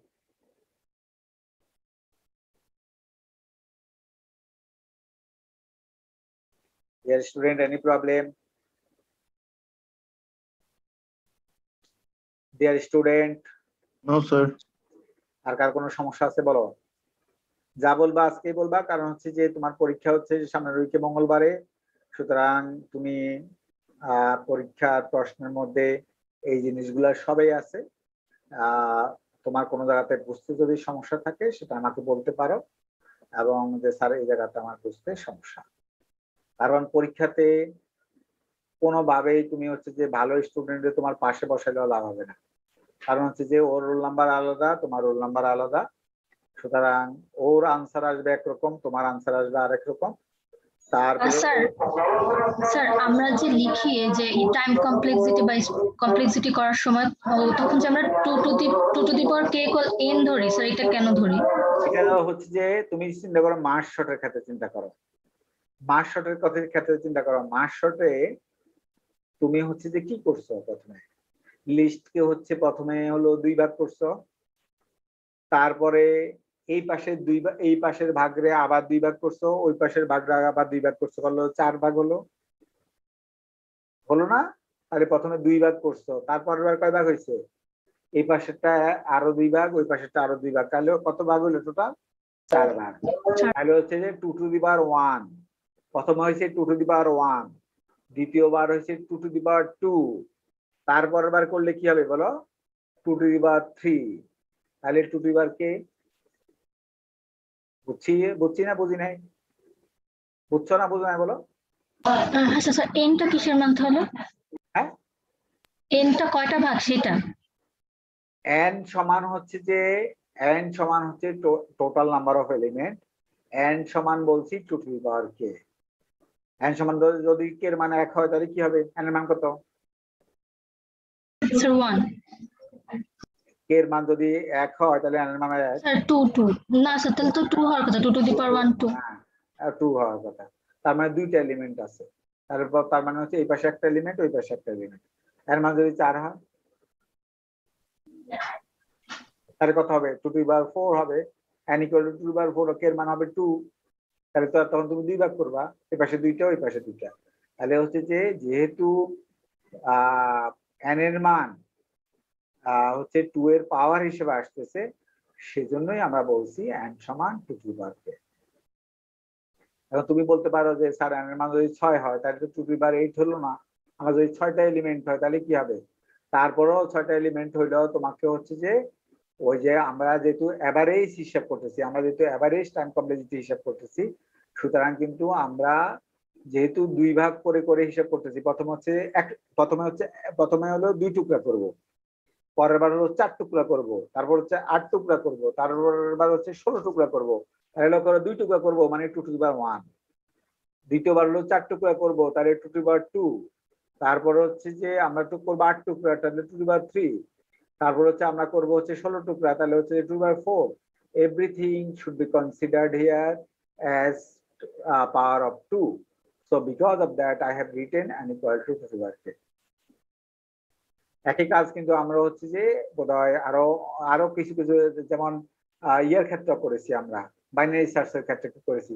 Binary সার্চের ক্ষেত্রে তুমি চিন্তা করো তুমি কিভাবে করছো। বাইনারি সার্চের ক্ষেত্রে তুমি কি করছো? প্রথমে হচ্ছে যে মাঝখানেরটার সাথে তুলনা করছো, করে এক সাইডে বাদে করে দিছো, তারপর আবার যেই সাইড বাকি আছে ওর মধ্যে আবার মিডল বের করছো। সুতরাং এই যে তুমি যে টুকরা করতেছো 2 এর পাওয়ার হিসেবে টুকরা করতেছো, প্রথম হচ্ছে টুকরা করতেছো 2 এর পাওয়ার হিসেবে, because of that you have considered it as to be work, but not for every time we have considered it as to be work. সবসময় কিন্তু আমরা টু বি ওয়ার্কে লিখি নাই, শুধুমাত্র যেখানে যেখানে টুকরা করার বিষয় আছে সেখানে সেখানে শুধু আমরা 2 এর পাওয়ার হিসেবে লিখছি। কিন্তু যেখানে টুকরা করার বিষয় নাই লক্ষ্য করো সেখানে কিন্তু আমি দেখি, তুমি মার্কশটের দিকে তাকাও, এই যে মার্কশটে লক্ষ্য করো, মার্কশটে কিন্তু রিকার্সিভ গুলোতে আসে বেশিরভাগ। না, সব রিকার্সিভ গুলোতে নাই, সব রিকার্সিভ গুলোতে নাই, এইখানে আছে। কারণ মার্কশটের ক্ষেত্রে আমরা কিন্তু টুকরা করছি, লক্ষ্য করো n/2 n/2 আমরা টুকরা করছি, 2 টুকরা করে করে চিন্তা করছি, because of that I have written n equal to k। তারপর তুমি চিন্তা করো, তুমি হচ্ছে কুইক এখানে চিন্তা করো, তুমি আমরা হিপ শট দেখি, এই হিপ শটের টাইম কমপ্লিটে আসো, হিপ শটের টাইম কমপ্লিটে আমরা দেখি, এই যে লক্ষ্য করো এইখানে লক্ষ্য করো, এইখানে হচ্ছে যে আমরা কি টু দি পাওয়ার কে সমান n লিখছি, টু পাওয়ার কে সমান n লিখছি, এখানে কিন্তু আমরা লিখি না, এইখানে কিন্তু আমরা লিখি না। সুতরাং হচ্ছে যে লক্ষ্য করো যেখানে যেখানে হচ্ছে যে 2 টুকরা করার বিষয় আছে সেখানে সেখানে আমি শুধু লিখছি। আরো কোনো কোনো জায়গা তাহলে এই যে লক্ষ্য করো বাইনারি সার্চ তোমাকে বুঝালাম, সেখানে লিখছি কারণ সেখানে 2 টুকরা করার বিষয় আছে।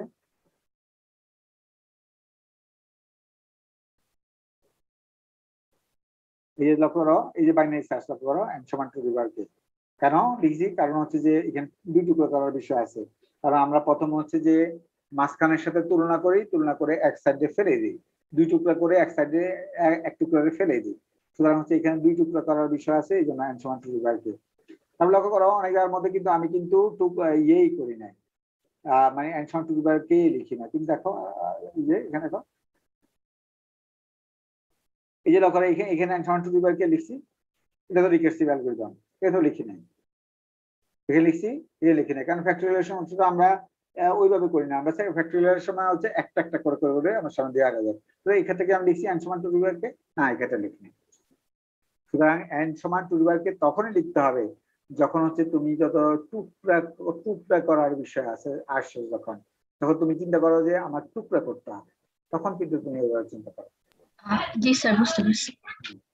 বলো এবার যা যত প্রশ্ন আছে এখনই করো, যা বলতে চাও আমাকে সবাই বলো, কিন্তু হচ্ছে যে না বুঝলো আমি বকা দিল তুমি বলো যে স্যার আমি বুঝি না, এখানে আমার বুঝতে সমস্যা, কারণ পরীক্ষাতে পারা যাবে না।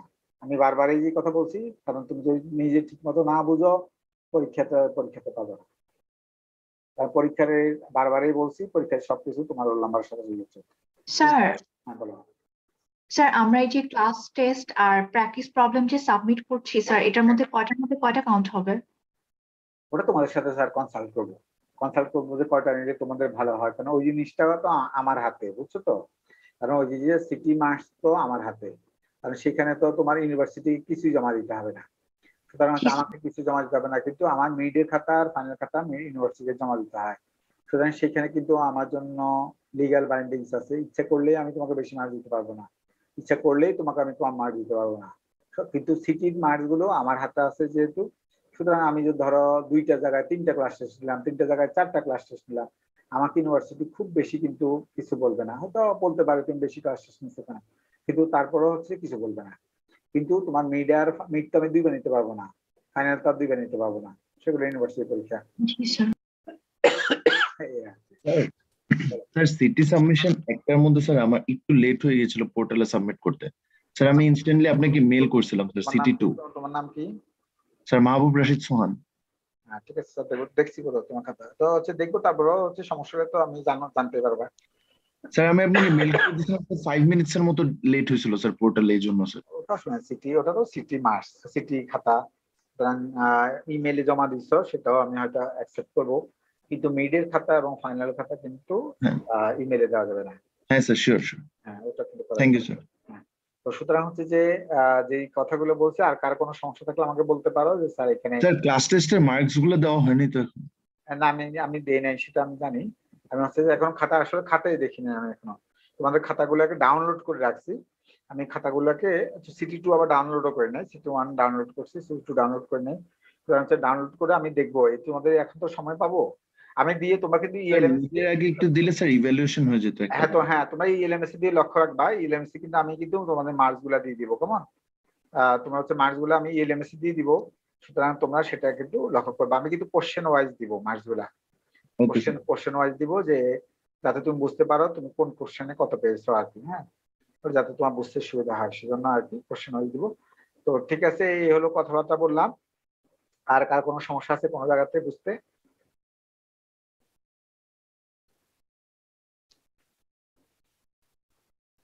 আমার কথা বুঝতে পেরেছো? পরীক্ষার প্রশ্নে কিন্তু তুমি যদি তোমার রোল নাম্বার থেকে যে হিসাবটা, ওই হিসাবটা ভুল করো, তোমার আনসার অটোমেটিকলি ভুল হয়ে যাবে। এটা একটা বুঝতে হবে। লিঙ্ক লিস্ট থেকে ওই জিনিসগুলা ভালো করে দেখবা, প্রত্যেকটা লিঙ্ক লিস্টের বেসিক গুলা ভালো করে দেখবা। বেসিক তোমরা নিশ্চয়ই বুঝতে পেরেছো যে স্যার বেসিক কি বলতে চাইছে। ধরো লিনিয়ার লিঙ্ক লিস্ট, যে স্যার তোমাকে একটা জিনিস বুঝাই তো তার তো বুঝতে সুবিধা হবে। আমি বেসিক বলতে কি মিন করতে চাচ্ছি তুমি দেখো। এই যে এইখানে এই যে আমি লিনিয়ার লিঙ্ক লিস্টে দেখাই, তোমার একটা বেসিক দেখাই। তুমি আমি পড়াইছি তোমাদেরকে সবকিছু।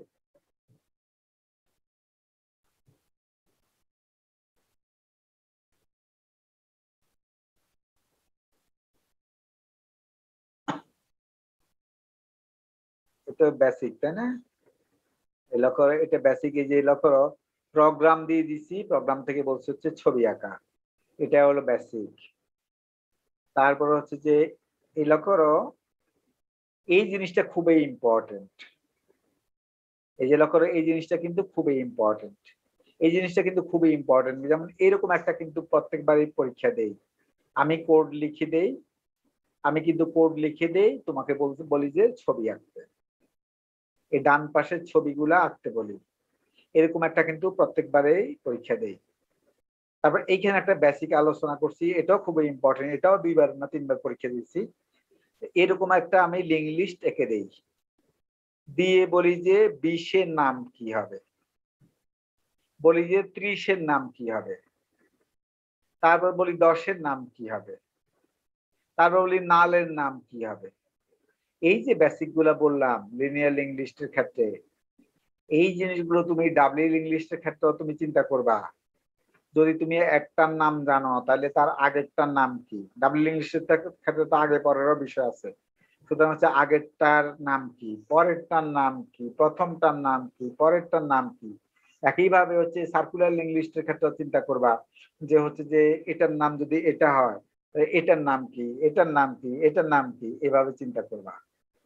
কারণ হচ্ছে বেসিক জিনিসগুলো আমরা পরীক্ষাতে মূলত এরকম লক্ষ্য করো বেসিক গুলো হচ্ছে দেওয়ার চেষ্টা করেছি।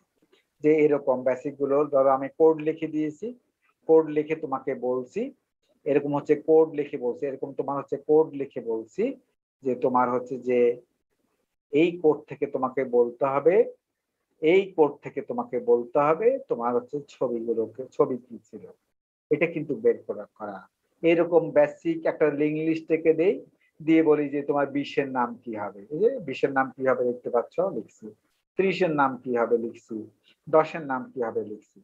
একই জিনিস তুমি ডাবল লিঙ্ক লিস্টের ক্ষেত্রে চিন্তা করবা, একই জিনিস তুমি কিন্তু সার্কুলার লিঙ্ক লিস্টের ক্ষেত্রে চিন্তা করবা। সুতরাং এই যে বেসিক জিনিসগুলো বললাম, এই জিনিসগুলো তোমাকে জানতে হবে, বেসিক জিনিসগুলো জানতে হবে। কারণ বেসিক জিনিসগুলো জানলেই তুমি কিন্তু হচ্ছে পরীক্ষাগুলো পেরে যাবা। কারণ পরীক্ষাগুলো খুব কঠিন না, পরীক্ষাগুলো সোজা, কিন্তু জিনিস ডিপেন্ড করবে তুমি তোমার বেসিক কতটুকু তোমার ক্লিয়ার হয়েছে সেটার উপর। কারণ পরীক্ষাতে আমরা এমন কিছু দেই না যেটা হচ্ছে খুব কঠিন, অনেক চিন্তা করতে হবে তোমাকে, এরকম কিছু কিন্তু দেই নাই। পরীক্ষা সবই দিচ্ছি বেসিক জিনিস, সহজ জিনিস, কিন্তু তোমার রোল নাম্বারের সাথে রিলেট করে দিচ্ছি, কারণ হচ্ছে যাতে হলো একজন আরেকজন থেকে কপি না করতে পারো। আবার হচ্ছে যে এমন ভাবে দিচ্ছি যাতে তোমার বেসিক ঠিক আছে কিনা সেটাও জানার চেষ্টা করছি। স্যার স্টক আর কিউ থেকে কি ধরনের কোশ্চেন আসবে? স্টকে কিউটা আমি যেভাবে পড়া মানে আমরা যেভাবে পড়ছি, আমি পরীক্ষার প্রশ্ন কিন্তু হুবহু সেরকম ভাবেই দিয়েছি, কিন্তু হচ্ছে শুধু তোমার রোল নাম্বার সাথে অ্যাড করেছি। কারণ তুমি তোমার রোল নাম্বার, তোমার আনসার যাতে এক একজনের সবার যাতে ডিফারেন্ট আনসার হয়। এই যে স্ট্যাকের যেভাবে পড়াইছি এভাবে। তো করো আমি স্ট্যাকে তোমাকে পড়াইছি, এই যে স্ট্যাকে কোশ্চেন আকারেই আমি লিখছি এখানে, show the stack status for each of the operation. এখানে হচ্ছে আমি কতগুলো অপারেশন দিয়ে বলছি এই ছবি আঁকতে, স্ট্যাকের ছবি আঁকতে। দেখতে পাচ্ছ যে এই যে কোশ্চেন দেখতে পাচ্ছ, কোশ্চেন দিছি, ছবি আঁকা দিছি। তারপরে হচ্ছে স্ট্যাকের বলছে হচ্ছে পুশ অপারেশন লিখতে, পপ অপারেশন লিখতে। তারপরে হচ্ছে যে আবার একই জিনিস বলছে হচ্ছে লিঙ্ক লিস্ট দিয়ে করলে কি হবে সেটাও দেখিয়েছি, লিঙ্ক লিস্ট দিয়ে করলে কি হবে সেটা দেখিয়েছি। তারপর হচ্ছে যে একইভাবে লক্ষ্য করো প্রত্যেকটা জিনিসই কিন্তু আমি প্রশ্ন আকারেই অনেকটা দেখাইছি তোমাকে, যাতে তোমার পরীক্ষাতে তোমার যাতে বুঝতে সমস্যা না হয়। এই লক্ষ্য করো এই যে স্ট্যাকের লিঙ্ক লিস্ট দিয়ে ইমপ্লিমেন্টেশন, তারপর হচ্ছে পপের লিঙ্ক লিস্ট দিয়ে ইমপ্লিমেন্টেশন, তারপর হচ্ছে যে কিউ এর ইনসার্ট ডিলিট, এই যে কিভাবে ইনসার্ট করতে হয় কিউতে। তারপর হচ্ছে যে ছবি এঁকে আমি দেখিয়েছি, এই যে ছবি এঁকে আমি দেখিয়েছি এখানে, এখানে হচ্ছে ছবি এঁকে দেখিয়েছি। তারপর হচ্ছে যে লক্ষ্য করো এইখানে হলো যে আমি ইনসার্ট ডিলিট দেখিয়েছি। তারপর লিঙ্ক লিস্ট লক্ষ্য লিঙ্ক ইমপ্লিমেন্টেশন অফ কিউ দিছি তোমাকে, আমি ছবি এঁকে দিচ্ছি, আমি কোশ্চেন আকারেই লিখছি। লক্ষ্য করো show queue status for each of the following question, আমি প্রশ্ন আকারেই লিখছি এখানে। তো ছবি আঁকা, লক্ষ্য করো ছবি আঁকা দিচ্ছি, বেসিক ক্লিয়ার কিনা। তারপর হচ্ছে লজিক লেখা দিচ্ছি, লজিক লেখা দিচ্ছি। তো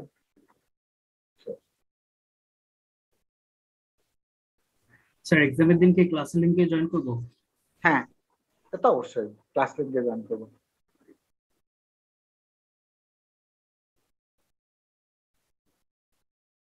আমি এমন কিছু দেই নাই যে তোমার বুঝতে অসুবিধা কিংবা আমি ক্লাসে পড়াই নাই, পরীক্ষাতে এমন কোনো কিছুই দেয়নি। আমি যা দিয়েছি সবাই ক্লাসে পড়িয়েছি, একদম যা যা যা দিয়েছি সবাই ক্লাসে পড়িয়েছি। এবং কোনো কোশ্চেনেই আমরা ক্লাসের শুধু আমি না, কারণ হচ্ছে যে স্যার কাশেম স্যার, আমাদের প্রবিসি স্যারও আছে এক সেকশনে, এবং হচ্ছে যে 2 সেকশন আছে বোধহয় আরমান আসকারী। তো হচ্ছে যে আমরা 3 জন মিলে বসেই কোশ্চেন করেছি, এবং হচ্ছে যে আমাদের স্টুডেন্টরা যাতে পারে সেই ব্যবস্থাই আমরা করেছি, যে স্টুডেন্টরা পারে, এবং হচ্ছে এটাও জানার চেষ্টা করছি স্টুডেন্ট বেসিক ঠিক হয়েছে কিনা সেটা জানার চেষ্টা করছি। সুতরাং I hope that you will not feel any problem and you will be able to answer if you understand. কথা কি বুঝাতে পেরেছি? স্যার হিপ ছাড়া সবগুলাই করতে হবে, সবগুলো টপিক? না, শুধু হিপ শর্ট ছাড়া, হিপ শর্ট ছাড়া সবই পড়বা। হিপ শর্ট শুধু ফাইনালে থাকবে, কারণ হিপ শর্ট আসলে স্যার ওই সময় বলছিল আমাকে বলছিল, আমি আসলে খেয়াল করি নাই, যে স্যার বলছিল যে হিপ শর্টটা আমাদের ফাইনালের সিলেবাসে থাকবে। স্যারের লজিক আছে, স্যার বলছেন যে এখানে যে যেহেতু হিপের সাথে ট্রি রিলেটেড, সুতরাং হচ্ছে যে সেজন্য ট্রি পড়ানোর পরের কথা বলছিল। কিন্তু আমি আগে যেহেতু আমি সর্টিং অ্যালগরিদম গুলো সবগুলো পড়াইছি, একসাথে হিপ শর্টও পড়াই দিচ্ছি আর কি। তো হচ্ছে এই হলো বিষয়। স্যার তাহলে আপাতত হিপ শর্টটা স্কিপ করে যাব না? হিপ শর্টটা আপাতত স্কিপ করে হিপ শর্টটা ফাইনালের জন্য পড়বা। ফাইনাল যখন পরীক্ষা আসবে তখন ফাইনালের জন্য পড়বা। হিপ শর্টটা এখন পড়ার কোনো দরকার নেই। স্যার বাকি শর্টস গুলো তো পড়তে হবে। হ্যাঁ, বাকি শর্ট গুলো, শুধু তো হিপ শর্টটা বাদ। হ্যাঁ শুধু বাকি শর্ট আমি যা পড়াইছি সবাই, বাকি তো তোমাদেরকে স্যার, সবাই পড়ানো। ওই যে, কতগুলো সিম্পল শর্ট ছিল, বাবল শর্ট, তারপর সেগুলো তো ওগুলো কি স্যার? পড়াইছি না সেগুলো? জি স্যার। এই যে পড়াইছি এগুলো।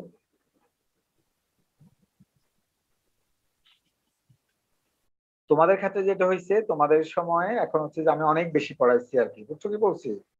তোমাদের ক্ষেত্রে ডাটা স্ট্রাকচারের আমি অলমোস্ট সবগুলো টপিকে কভার করছি এবং সব জিনিসগুলোই দেখাইছি তোমাদেরকে। তবে গতবারের চেয়ে একটু ফাস্টার গেছি এই জন্য, কারণ আমাকে সিলেবাস সবগুলো শেষ করতে হবে, সেটা আমার মাথায় রেখে আমি হচ্ছে ফাস্টার গেছি আর কি। কারণ এই জিনিসগুলো তুমি কোথাও ভাইবা দিতে গেলে তোমাকে জিজ্ঞাসা করে, সুতরাং হচ্ছে তুমি যদি না পারো সেক্ষেত্রে হচ্ছে যে তুমি তখন বলতেই পারো যে স্যার তো আমার পড়ে নাই। এটা করো, তোমাকে বাবল শর্ট পড়াইছি, মেকানিজম পড়াইছি, সিলেকশন শর্টের মেকানিজম পড়াইছি, রেডিশ শর্টের মেকানিজম পড়াইছি, তারপরে হচ্ছে যে বাকেট শর্টের মেকানিজম পড়াইছি। সুতরাং সবগুলো শর্ট নিয়ে তোমার পড়ানো হয়েছে, এগুলো এক্সট্রা পড়াইছি। এর আগে কুইক শর্ট পড়াইছি, মাস শর্ট পড়াইছি, তারপরে তোমাকে হলো এর আগে আর কি না পড়াইছি, ইনসারশন শর্ট পড়াইছি। সুতরাং সবগুলোই আমাদের পড়ানো হয়েছে।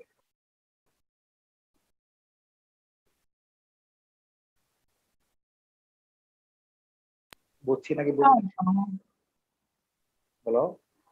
স্যার CT1 এর যখন সাবমিশন সময় ছিল স্যার, তখন হচ্ছে আব্বুর কোভিড হয়েছিল, তো মানে আমি পুরো 1 মাস কিছুই করতে পারিনি। আমি কি ওটা আপনাকে পরে সাবমিট করে দিব? CT1 জি স্যার।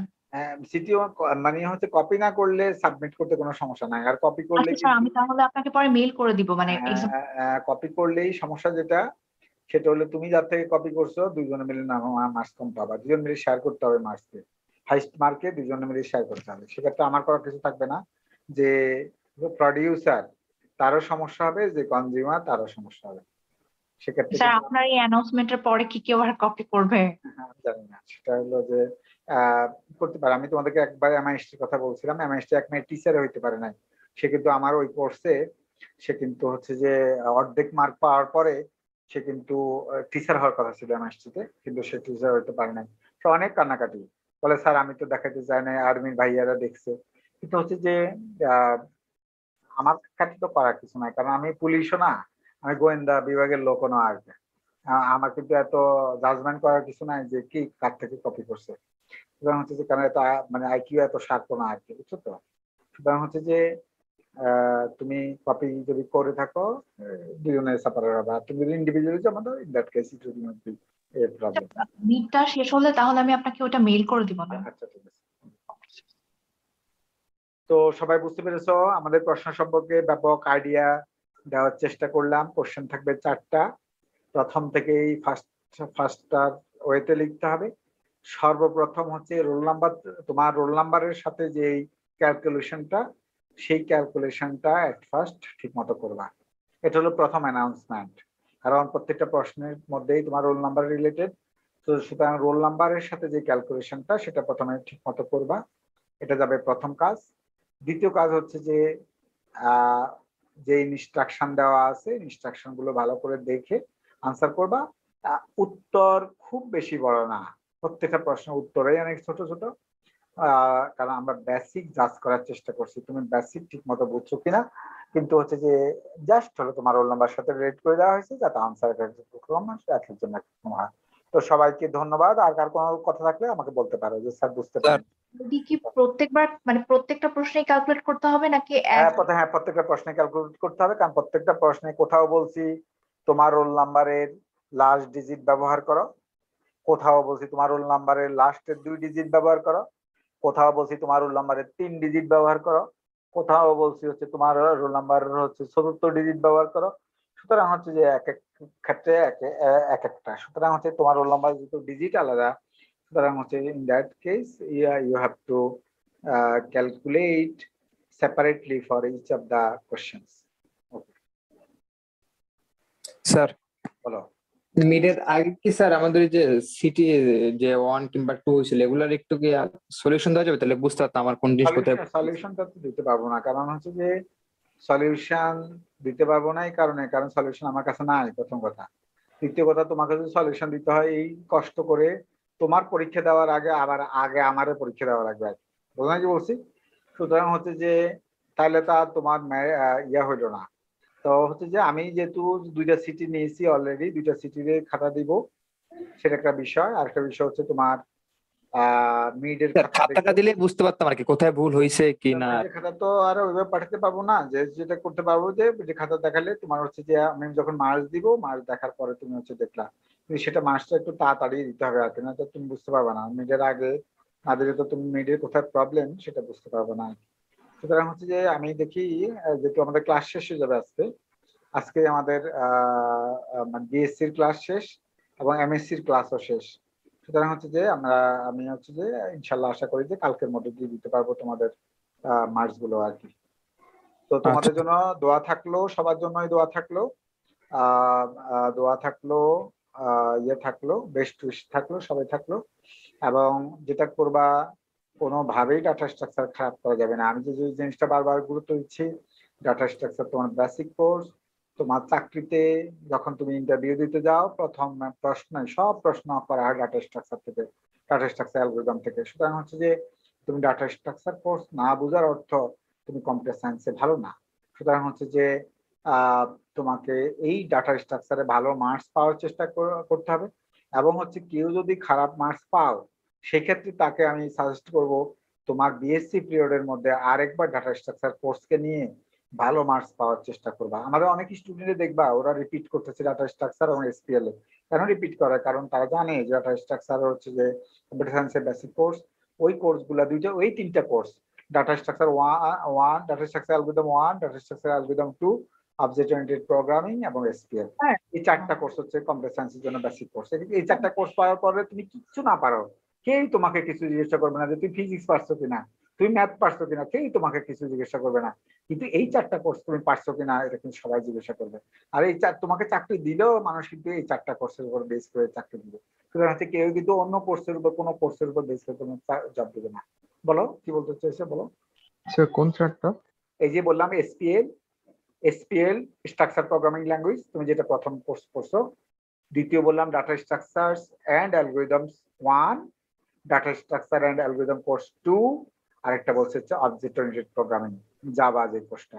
সুতরাং হচ্ছে যে এই চারটা কোর্সের কথা বললাম। এই চারটা কোর্স পাওয়ার পরে তুমি ঘুমাও, তুমি যা খুশি তাই করো, তোমার কেউই কিছু বলবে না।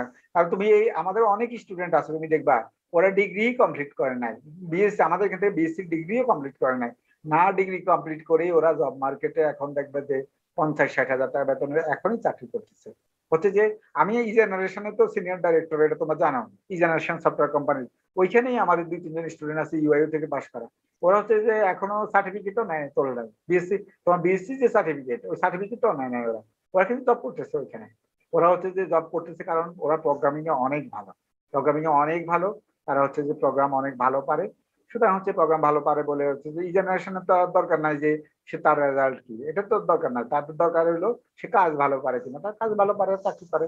এবং হচ্ছে একজন অনেকে চাকরি করে, একজন বোধহয় চাকরি পায় বোধহয় স্যালারি পায় বলে 55, একজনে পায় 1.5 লাখ, 1,60,000, যে 1,60,000 পায় ওরা আবার উঠেছে, ওরা সার্টিফিকেট উঠেছে, ওরা ডিগ্রি কমপ্লিট করেই পাইছে। আবার হচ্ছে যে 55 পাইছে সে সব মাত্র 1 বছর হয়েছে, যে যার স্যালারি এখন 55,000 সে হচ্ছে যে 1 বছর হয়েছে। সুতরাং হচ্ছে যে দেখো যে বিএসসি সার্টিফিকেটও তোমার দরকার নেই, তুমি যদি ভালো কাজ পারো তুমি আমার কাছে এসো যে স্যার আমার চাকরি দেন, আমি চাকরি দিব। কারণ হচ্ছে যে তোমার বিএসসি ডিগ্রি না থাকলেও সমস্যা নেই, তবে ওই যে 4টা কোর্সের কথা বলছি ওই 4টা কোর্স তোমাকে থাকতে হবে। ওই 4টা কোর্স পারলে তোমার কেউই ঠেকাতে পারবে না জব মার্কেটে। তুমি 2.5 লাখ, 3 লাখ, 4 লাখ টাকা স্যালারি পেয়ে চাকরি করতে পারবে, কেউ তোমাকে। স্যার আপনি কি ডাটা স্ট্রাকচার 2 নেন? ডাটা স্ট্রাকচার 2 আসলে আমি বিএসসি তেই কোর্স কম নেই, বিএসসি তে কোর্স কম নেই কারণ আমার তো মাস্টার্স হচ্ছে আমার জন্য ফুল টাইম। তোমরা জানো যে আমি মাস্টার্সের ডাইরেক্টর, সেজন্য মাস্টার্স আমার জন্য ফুল টাইম। তো আমাকে বিএসসি তে ওনারা আমি বলি আমাকে এসপিএল দেন। আমি তোমরা জানো যে আমি আহসানুল্লাহ ইউনিভার্সিটিতে ছিলাম প্রায় 12 বছর। আমি আহসানুল্লাহ ইউনিভার্সিটিতে এই কোর্সগুলোই পড়িয়েছি, ডাটা স্ট্রাকচার অ্যালগরিদম, তারপরে হচ্ছে যে ডাটা স্ট্রাকচার একটা কোর্স ছিল ওইখানে, অ্যালগরিদম আরেকটা কোর্স, প্রোগ্রামিং ল্যাঙ্গুয়েজ কোর্স, তারপরে ওই যে এই মানে প্রোগ্রামিং ল্যাঙ্গুয়েজ রিলেটেড যে কোর্সগুলো যেগুলো কম্পিউটার সায়েন্সের বেসিক, ওই কোর্সগুলো আমি অলওয়েজ কিন্তু আসাম ইউনিভার্সিটিতেও পড়িয়েছি, আমাদের এখানেও বিএসসি তে আমি কিন্তু অলওয়েজ ওই টাইপের কোর্সগুলো নেই। সুতরাং হচ্ছে যে ডাটা স্ট্রাকচার 2 দিবি কিনা আমি জানি না, কারণ হচ্ছে সেটা ডিপেন্ড করে। 2টা আপনার কাছে করতে পারলে ভালো হতো স্যার। কারণ হচ্ছে যে ওনারা, আমি জানি না কারণ ওটা ডিপার্টমেন্ট ডিসিশন নেবে, আর ডিপার্টমেন্টের সুবিধা অসুবিধার বিষয় আছে। সুতরাং হচ্ছে ডিপার্টমেন্ট ডিসিশন নেবে এবং ডিসিশন নিয়ে যেটা হয় সেটা করবে। তবে যেটা করবা, যেহেতু আমি ডাটা স্ট্রাকচার অ্যালগরিদম 1 নিচ্ছি, আমি আমার কিন্তু বেস্ট ট্রাই করেছি, তোমরা দেখতে পাচ্ছ আমি আমার সর্বোচ্চ চেষ্টা করেছি। আমি কিন্তু প্রচুর এক্সাম্পল দিয়েছি, তারপরে হচ্ছে ছবি এঁকে দিয়েছি, এবং হচ্ছে যে প্রচুর এক্সাম্পল দিয়েছি, ছবি এঁকেছি, যাতে তোমার ক্লিয়ার হয়ে যায় লজিক। স্যার আপনার মতো এরকম ডিটেইলস কোনো মানে ফ্যাকাল্টি করে না স্যার, এটা জানি। আমি সর্বোচ্চ ভাবে আমি চেষ্টা করছি যাতে তোমার বেসিক ক্লিয়ার হয়ে যায়, তুমি যাতে হচ্ছে কোনো জায়গা থেকে জব মার্কেটে গেলে যাতে আটকে না যাও, আমি সেভাবেই আমি সর্বোচ্চ চেষ্টা করেছি। এবং থিওরিটিক্যাল প্র্যাকটিক্যাল যেখানে যেভাবে পড়ানো দরকার আমি সেভাবেই চেষ্টা করেছি। সুতরাং হচ্ছে যে বলো।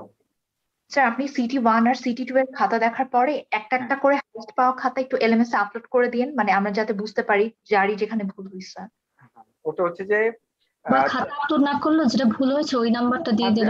যারা ধরো যে কম মার্কস পাবা, যারা ধরো কোনো প্রশ্নের মধ্যে কম মার্কস পাবা, তোমরাই বুঝতে পারবা যে ধরো আমি 1-এর বিতে তোমার ছিল 3 মার্কস, আমি সেখানে দিছি ফর এক্সাম্পল দিছি তোমার 1, তাহলে তুমি বুঝবা যে আমার 1-এর বিতে ভুল ছিল।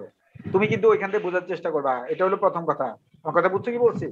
ধরো তোমার একের বিতে মার্কস ছিল 3, আমি তোমাকে দিছি 1, তার মানে তুমি বুঝবা একের বিতে আমার ভুল ছিল। তারপর হচ্ছে যে তখন তুমি একের বিটাকে শুধরানোর চেষ্টা করবা। এবার আমার সাথে ডিসকাস করে হোক, তোমার ফ্রেন্ডের সাথে হচ্ছে যে ডিসকাস করে হোক, যেভাবে হোক ওটাকে শুধরানোর চেষ্টা করবা। এভাবে হচ্ছে তুমি হচ্ছে যে অনেক কিছু রেকটিফাই করতে পারো। আর যেখানে হচ্ছে এক্সট্রিম কেসে বুঝতে না পারো, তখন আমার সাথে যোগাযোগ করবা যে স্যার আমার একের বিতে কি ভুল হয়েছে স্যার, ওটা আমাকে বলেন না কি। ঠিক আছে? ওইভাবে হচ্ছে যে স্যার যে হাইয়েস্ট পাবে মানে হাইয়েস্টটার নাম্বারটা থাকবে ওর স্ক্রিপ্টটাও যদি একটু আপলোড দিয়ে দিতেন তাহলে হচ্ছে আমরা নিজেদের সাথে আপনি নিজেরা স্যার কম্পেয়ার করে সলভটা দিয়ে দিলে হবে, সিটি 1 সবারটা বা সিটি 2 এর ইন্ডিভিজুয়াল না দিয়ে সলভটা যে দিয়ে দিলে কোনো হয়ে যাবে, একটা দিলে খাতা দেওয়া লাগবে না স্যার। না, ও একটা ভালো কথা বলছে, মেয়েটা একটা ভালো কথা বলছে। স্যার যে হাইস্ট পাবে তার খাতাটারে, তার হচ্ছে যে আনসার স্ক্রিপ্টটাকে হচ্ছে আপনি আমাদের ওই যে ইএলএমএস আপলোড করে দিবেন আর কি। হ্যাঁ হ্যাঁ স্যার, ওটা ভালো হবে। ওটা হইলো কিছুটা হইলো, তুমি তো অনেক আনসার জেনে যাবে আর কি, না যে ওটা দেখে দেখে জি স্যার। ওটা ও কেন ফুল মার্কস। স্যার প্রয়োজন হলে স্যার আপনি স্যার তার আইডেন্টিটি স্যার ডিসেবল করে দিয়েন, মানে নাম আইডি গুলো বাদ দিয়ে শুধু আনসারস গুলো দিয়েন। কেন ওর নাম আইডেন্টিটি জানলে সমস্যা হবে? মানে অনেকেই তো স্যার মানে একটু মানে নিজের আনসার স্ক্রিপ্টটা কারোর সাথে শেয়ার করতে চান, এই কারণে বললাম মানে যে ভালো প্রাইভেসি মেইনটেইন করে প্রয়োজন হলে দিয়ে দিয়েন। যে ভালো স্টুডেন্ট ও চায়, ও পাবলিক হইতে চায়, কিন্তু হচ্ছে যে যে দুর্বল স্টুডেন্ট সে কিন্তু পাবলিক হতে চায় না। বুঝছো তো কি বলছো? যে ভালো স্টুডেন্ট তো পাবলিকে তো সমস্যা নাই আর কি। স্যার হ্যাঁ বলো। অ্যাটেন্ডেন্স নেবেন, একটু পরে এক্সাম আছে তো। হ্যাঁ, যে এখন ছেড়ে দিচ্ছি তোমাকে। আমাদের তো পড়ানো শেষ, আমি জাস্ট তোমাদের সাথে বসে বসে হলো খেজুর আলাপ করতেছি এখন। না স্যার, আপনি অনেক এনকারেজ করেন আমাদেরকে। হ্যাঁ, এনকারেজ করার জন্য দেখো যে আমার স্টুডেন্টরা তোমাদেরকে এনকারেজ করার জন্য বলি। আমার এক স্টুডেন্ট আছে, সেদিন আমি আইসিটি মিষ্টিতে গেছিলাম। আইসিটি মিষ্টিতে যাওয়ার পরে আমার দেখি পিছন থেকে একটা মেয়ে ডাক দিছে। আমি পিছন দিকে ঘুরে দেখি আমার হলো আহসানুল্লাহ ইউনিভার্সিটির আমার হচ্ছে যে স্টুডেন্ট। তো ও বললো স্যার আমি তো এখন উপসচিব এখানে। সে হচ্ছে যে আইসিটি মিনিস্ট্রির হচ্ছে উপসচিব। বুঝতে পেরেছো কি বলছি? ওর নাম হলো তানজিলা মেহনাজ। ও হচ্ছে আমার সাথে ফেসবুক ফ্রেন্ডও আছে। তো ও হচ্ছে যে লক্ষ্য করো, সে উপসচিব এখন। সে আমার আহসানুল্লাহ ইউনিভার্সিটির তোমাদের ডক্টর খন্দকার আব্দুল্লাহ আল মামুন স্যারদের 2 ব্যাচ জুনিয়র। তো তোমাদের ডক্টর খন্দকার আব্দুল্লাহ আল মামুন স্যার হলো আমার ডাইরেক্ট স্টুডেন্ট, আর ডক্টর ফরিদ হচ্ছে আমার ডাইরেক্ট স্টুডেন্ট। ওরা তো হচ্ছে যে পিএইচডি হোল্ডারদের মধ্যে এই দুজনে হচ্ছে আমার ডাইরেক্ট স্টুডেন্ট। তো হচ্ছে যে এই যে মেহনাজের কথা, তানজিলা মেহনাজের কথা বললাম, ও হচ্ছে যে এখন উপসচিব হয়েছে। এটা একটা বিষয় বললাম। আরেকটা স্টুডেন্ট বলি, এটা তোমরা আদারওয়াইজ নিও না, এটা হচ্ছে তোমাদের এনকারেজিং এর জন্যই বলতেছি এবং রিয়েল ঘটনা। একবার এক মেয়ে আর হচ্ছে এক ছেলে আমার রুমে আসছে, বুঝছো? তা আমি দেখি ছেলেটার হাত থেকে কিন্তু রক্ত পড়তেছে আর মেয়েটা হতভম্ব হয়ে দাঁড়িয়ে আছে। তো ছেলেটার আমি জিজ্ঞাসা করলাম যে কি হয়েছে। ছেলেটা বললো স্যার যে ও আমার সাথে চিটিং করছে, মেয়েটা আমার সাথে চিটিং করছে। তার মানে কি চিটিং করছে? তোমরা তো দুজন ক্লাসমেট, কি চিটিং করছে? বলে স্যার ও আমাকে বলতেছে যে মানে হচ্ছে যে আমি ওকে স্যার অন্যভাবে ভাবছি, ও এখন বলতেছে স্যার আমি নাকি জাস্ট ফ্রেন্ড আর কি, আমি আর অন্য কিছু না আর কি। তো হচ্ছে যে এখন আমি চিন্তা করলাম যে ঘটনা খারাপ, ছেলেটার হাত থেকে রক্ত বেয়ে বেয়ে কিন্তু আমার রুমে পড়তেছে ইউনিভার্সিটিতে, ধানমন্ডি ক্যাম্পাসে কথা বলছে। তো হচ্ছে যে তখন আমি ছেলেটাকে আগে সরা দিচ্ছি, ছেলেটাকে আগে বললাম তুমি বাইরে যাও, আমি মেয়েটার সাথে কথা বলি। তো মেয়েটা আমাকে বললো স্যার আপনি তো জানেন আমার কিন্তু ম্যাট্রিক ইন্টারের রেজাল্ট অনেক ভালো, আমার আলটিমেট গোল হচ্ছে আমি কিন্তু এক্ষেত্রে ইউআই থেকে পাশ করার পরে আমি বিসিএস দিব, বিসিএস দিয়ে আমি গভর্নমেন্ট জব করবো। সেই মেয়েটা লক্ষ্য করা বের হলো, বের হওয়ার পর আমি ছেলেটার সাথে কথা বললাম, ছেলেটা কাঁদতেছে, কাঁদতে কাঁদতে আমাকে বলতেছে স্যার এরকম। আর মেয়েটা এক পর্যায়ে আমাকে বললো স্যার ও আমাকে আমার হোস্টেলে গিয়ে আমাকে অনেক ডিস্টার্ব করে। এটা হলো মেয়েটা বলতেছে। মেয়েটার সাথে যখন কথা বললাম, তারপর হচ্ছে মেয়েটার আমি বের করেছি।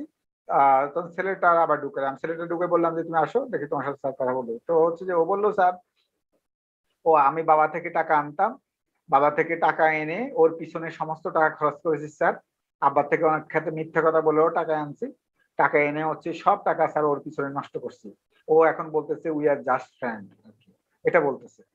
তারপর হচ্ছে যে ছেলেটাকে বললাম যে দেখো তুমি এসব ভুলে যাও, ওকে ভুলে যাও, সবকিছু ভুলে যাও, কারণ ও হচ্ছে যে প্র্যাকটিক্যাল ওরিয়েন্টেড মানুষ, সে কিন্তু তার জীবনের ক্যারিয়ারের কথা চিন্তা করে। সেই মেয়েটা দেখো, সে আমার এখন ফেসবুক ফ্রেন্ড, সে কিন্তু এখন হচ্ছে যে বাংলাদেশ সেনাবাহিনীতে সে কিন্তু উচ্চপদস্থ কর্মচারী, সে কর্মকর্তা, উচ্চপদস্থ কর্মকর্তা সে বাংলাদেশ সেনাবাহিনীতে।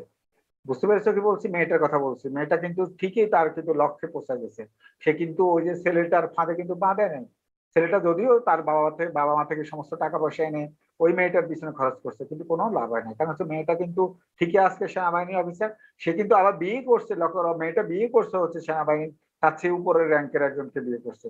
সেও সম্ভবত কর্নেল, মেয়েটার মতো সম্ভবত কর্নেল এখন। আর হচ্ছে ওই ইয়েটা তার হাজবেন্ড যে সে হলো ব্রিগেডিয়ার জেনারেল। সুতরাং হচ্ছে যে দেখতে পাচ্ছ সে কিন্তু তার ঠিকই লক্ষ্যে পৌঁছে গেছে। সুতরাং you should be adamant and you should be try yourself best to reach the highest position in job life. So dear student, যে সময়গুলোকে নষ্ট করা ঠিক হবে না, যে তুমি তোমার দিকে চেষ্টা করবা। এই যে স্যার বললাম এই কথাটা কিন্তু রিয়াল ঘটনা, তুমি মনে করো না যে স্যার বোধহয় বানামানের কথা বলতেছে আর কি। এইটা হলো রিয়াল সিনারিও। সুতরাং হচ্ছে ছেলেদেরকেও বলবো যে তুমি তোমার যে ক্যারিয়ারের প্রতি যত্নবান হও, আর মেয়েদেরকে বলবো যে ছেলেদের ফাঁদে পা দেওয়ার দরকার না আর কি না। আপনার ইমেল আর ফোন নাম্বার যদি আমাদেরকে দিতেন। Hello sir. ওরা সবাই হলো যে আমার ফেসবুক ফ্রেন্ড, বুঝছো? Hello sir. স্যার আমাদের মিডের সিলেবাস কি আপনি যতটুকু পর্যন্ত পড়ানো হয়েছে ততটুকু পর্যন্ত? বললাম হিপশট বাদ। ও শুধু হিপশট বাদ যাবে না স্যার? হিপশট ফাইনাল থাকবে স্যার। বাদ যাবে না থাকবে? মিডে থাকবে না, ফাইনালে থাকবে। Okay sir, thank you.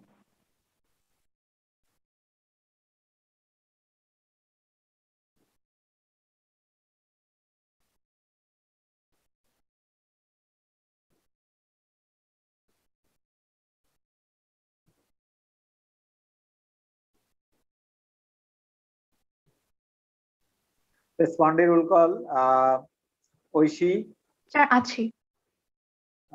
Ahsanullah, ছিল sir. Priyabrata, yes sir. Munim, yes sir. তারপর হচ্ছে সোহান, ইয়েস স্যার। তারপর হচ্ছে যে নয়ন, yes sir. Shawkat,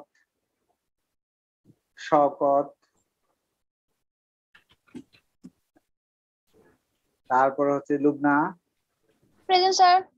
Sadia, yes sir. তারপর হচ্ছে মিম, ইয়েস স্যার। তারপর হচ্ছে Bibha, sir. Mehedi Hasan, Mozammel Haque. Yes sir. Mozammel sir আছো? Mehedi Hasan present sir. তারপর মোজাম্মেল আছো? Abuzar present sir. Sir Mozammel. হ্যাঁ, আবুজর আছো? Abuzar? Yes sir. Yes sir. Nahian present sir. তারপর হচ্ছে যে Sohan, Tariqul Islam Sohan, sir present sir. তারপর হচ্ছে যে উজ্জ্বল, ইয়েস স্যার। আজিজ আছো? Sir Tarikul Islam sir. Present sir. Tariqul Islam Sohan. জি স্যার। হ্যাঁ, তারপর হচ্ছে যে শাকিল আছো? Present sir. হ্যাঁ, তারপর হচ্ছে তানিম। Yes sir. হ্যাঁ, তারপর হচ্ছে যে মামুনুর রশিদ। Present sir. তারপর জোটন কৃষ্ণ আচার্য। Yes sir. তারপরে হচ্ছে যে নাদিব আহসান। স্যার নাদিম ছিল তো ক্লাসে। আচ্ছা, মাসুদ। Yes sir. তারপর হচ্ছে যে মাইশিরা। Present sir. তারপর হচ্ছে রাবিব। Yes sir. তারপর হচ্ছে যে মাশফিরাত। Present sir. তারপর হচ্ছে যে শাহিল। Present sir. তারপর হচ্ছে Shafiul. Yes sir. সাবিদ। Present sir. তারপর হচ্ছে জামান। আচ্ছা তাসফিয়া। Present sir. হ্যাঁ, তাসফিয়া জামান আর কি।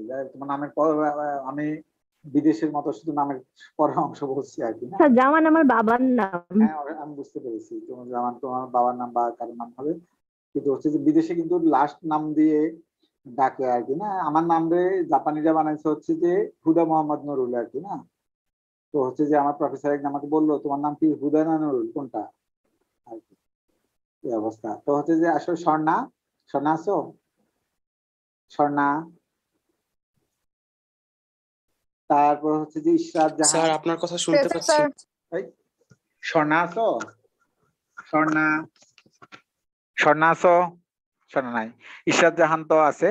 তারপর সামিরা, Yes, sir. তারপর তাসমিমা। স্যার তাসমিমা তো তাসমিমা আছো? যে তাসমিমা হোসেন জামিম আছো? স্যার তাসমিমাকে স্যার দেখতে গেছে। ও আছে? তাসমিমা ছিল, জি স্যার। তো ইপ্তি আছে, ইপ্তি। তারপর হচ্ছে শাওন, Yes, sir. মারুফ, কাজী মারুফ আল হোসাইন। তারপর হচ্ছে জান্নাতুল ফেরদাউস জাহারান। Present, please. তারপর হচ্ছে যে সৌরভ,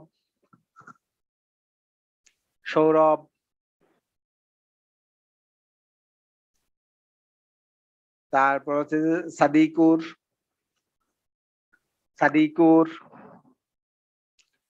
সাদিকুর,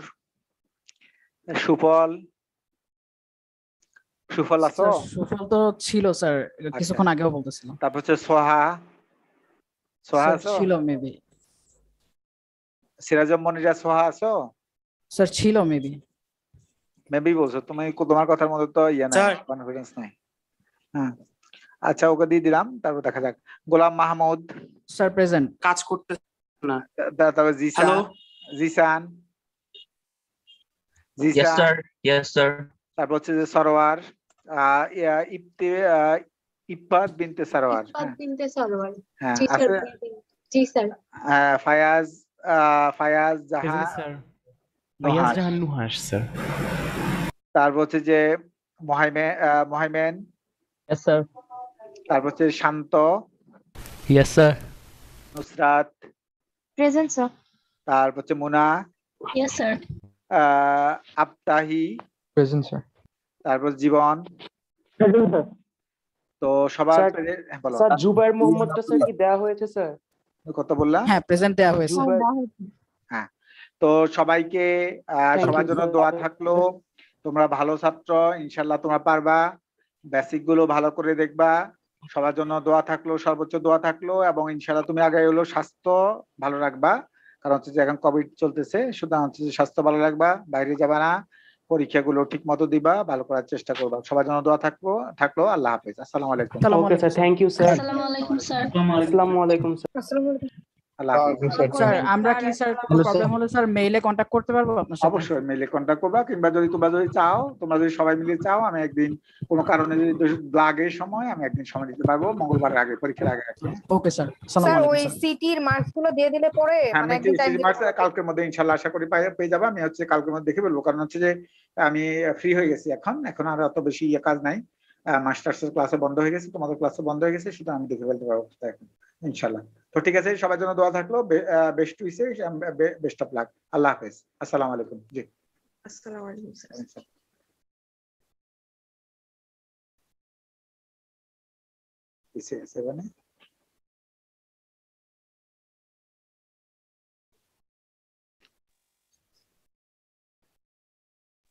স্যার কি বলো? স্যার আমি একটু আপনার সাথে কথা বলতাম। বলো, নাম কি? নাম বলো। Sir Jannatul Ferdous Zohran. বলো। স্যার ওই যে ফার্স্ট সিটিটা না আমি দিতে পারিনি, আমার নানা অসুস্থ ছিল, প্লাস আমার বাবা অসুস্থ স্যার। ওর মতো কথা বলছি যে যদি মনে করো যে কপি করবা না, কারো থেকে নিজে করে জমা দিতে পারো, তাহলে জমা দিতে পারো। আমার মেইলে স্যার তাহলে কি আমি সেটা জমা দিতে পারবো স্যার? হ্যাঁ, ওটা জমা দিতে পারো। ঠিক আছে স্যার, আমি তাহলে জমা দিয়ে দিব এর মধ্যে। তো ঠিক আছে, থ্যাংক ইউ স্যার। দোয়া করবেন স্যার। হ্যাঁ অবশ্যই। ঠিক আছে, আসসালামু আলাইকুম। ভালো থাকবেন। আসসালামু আলাইকুম। আল্লাহ হাফেজ।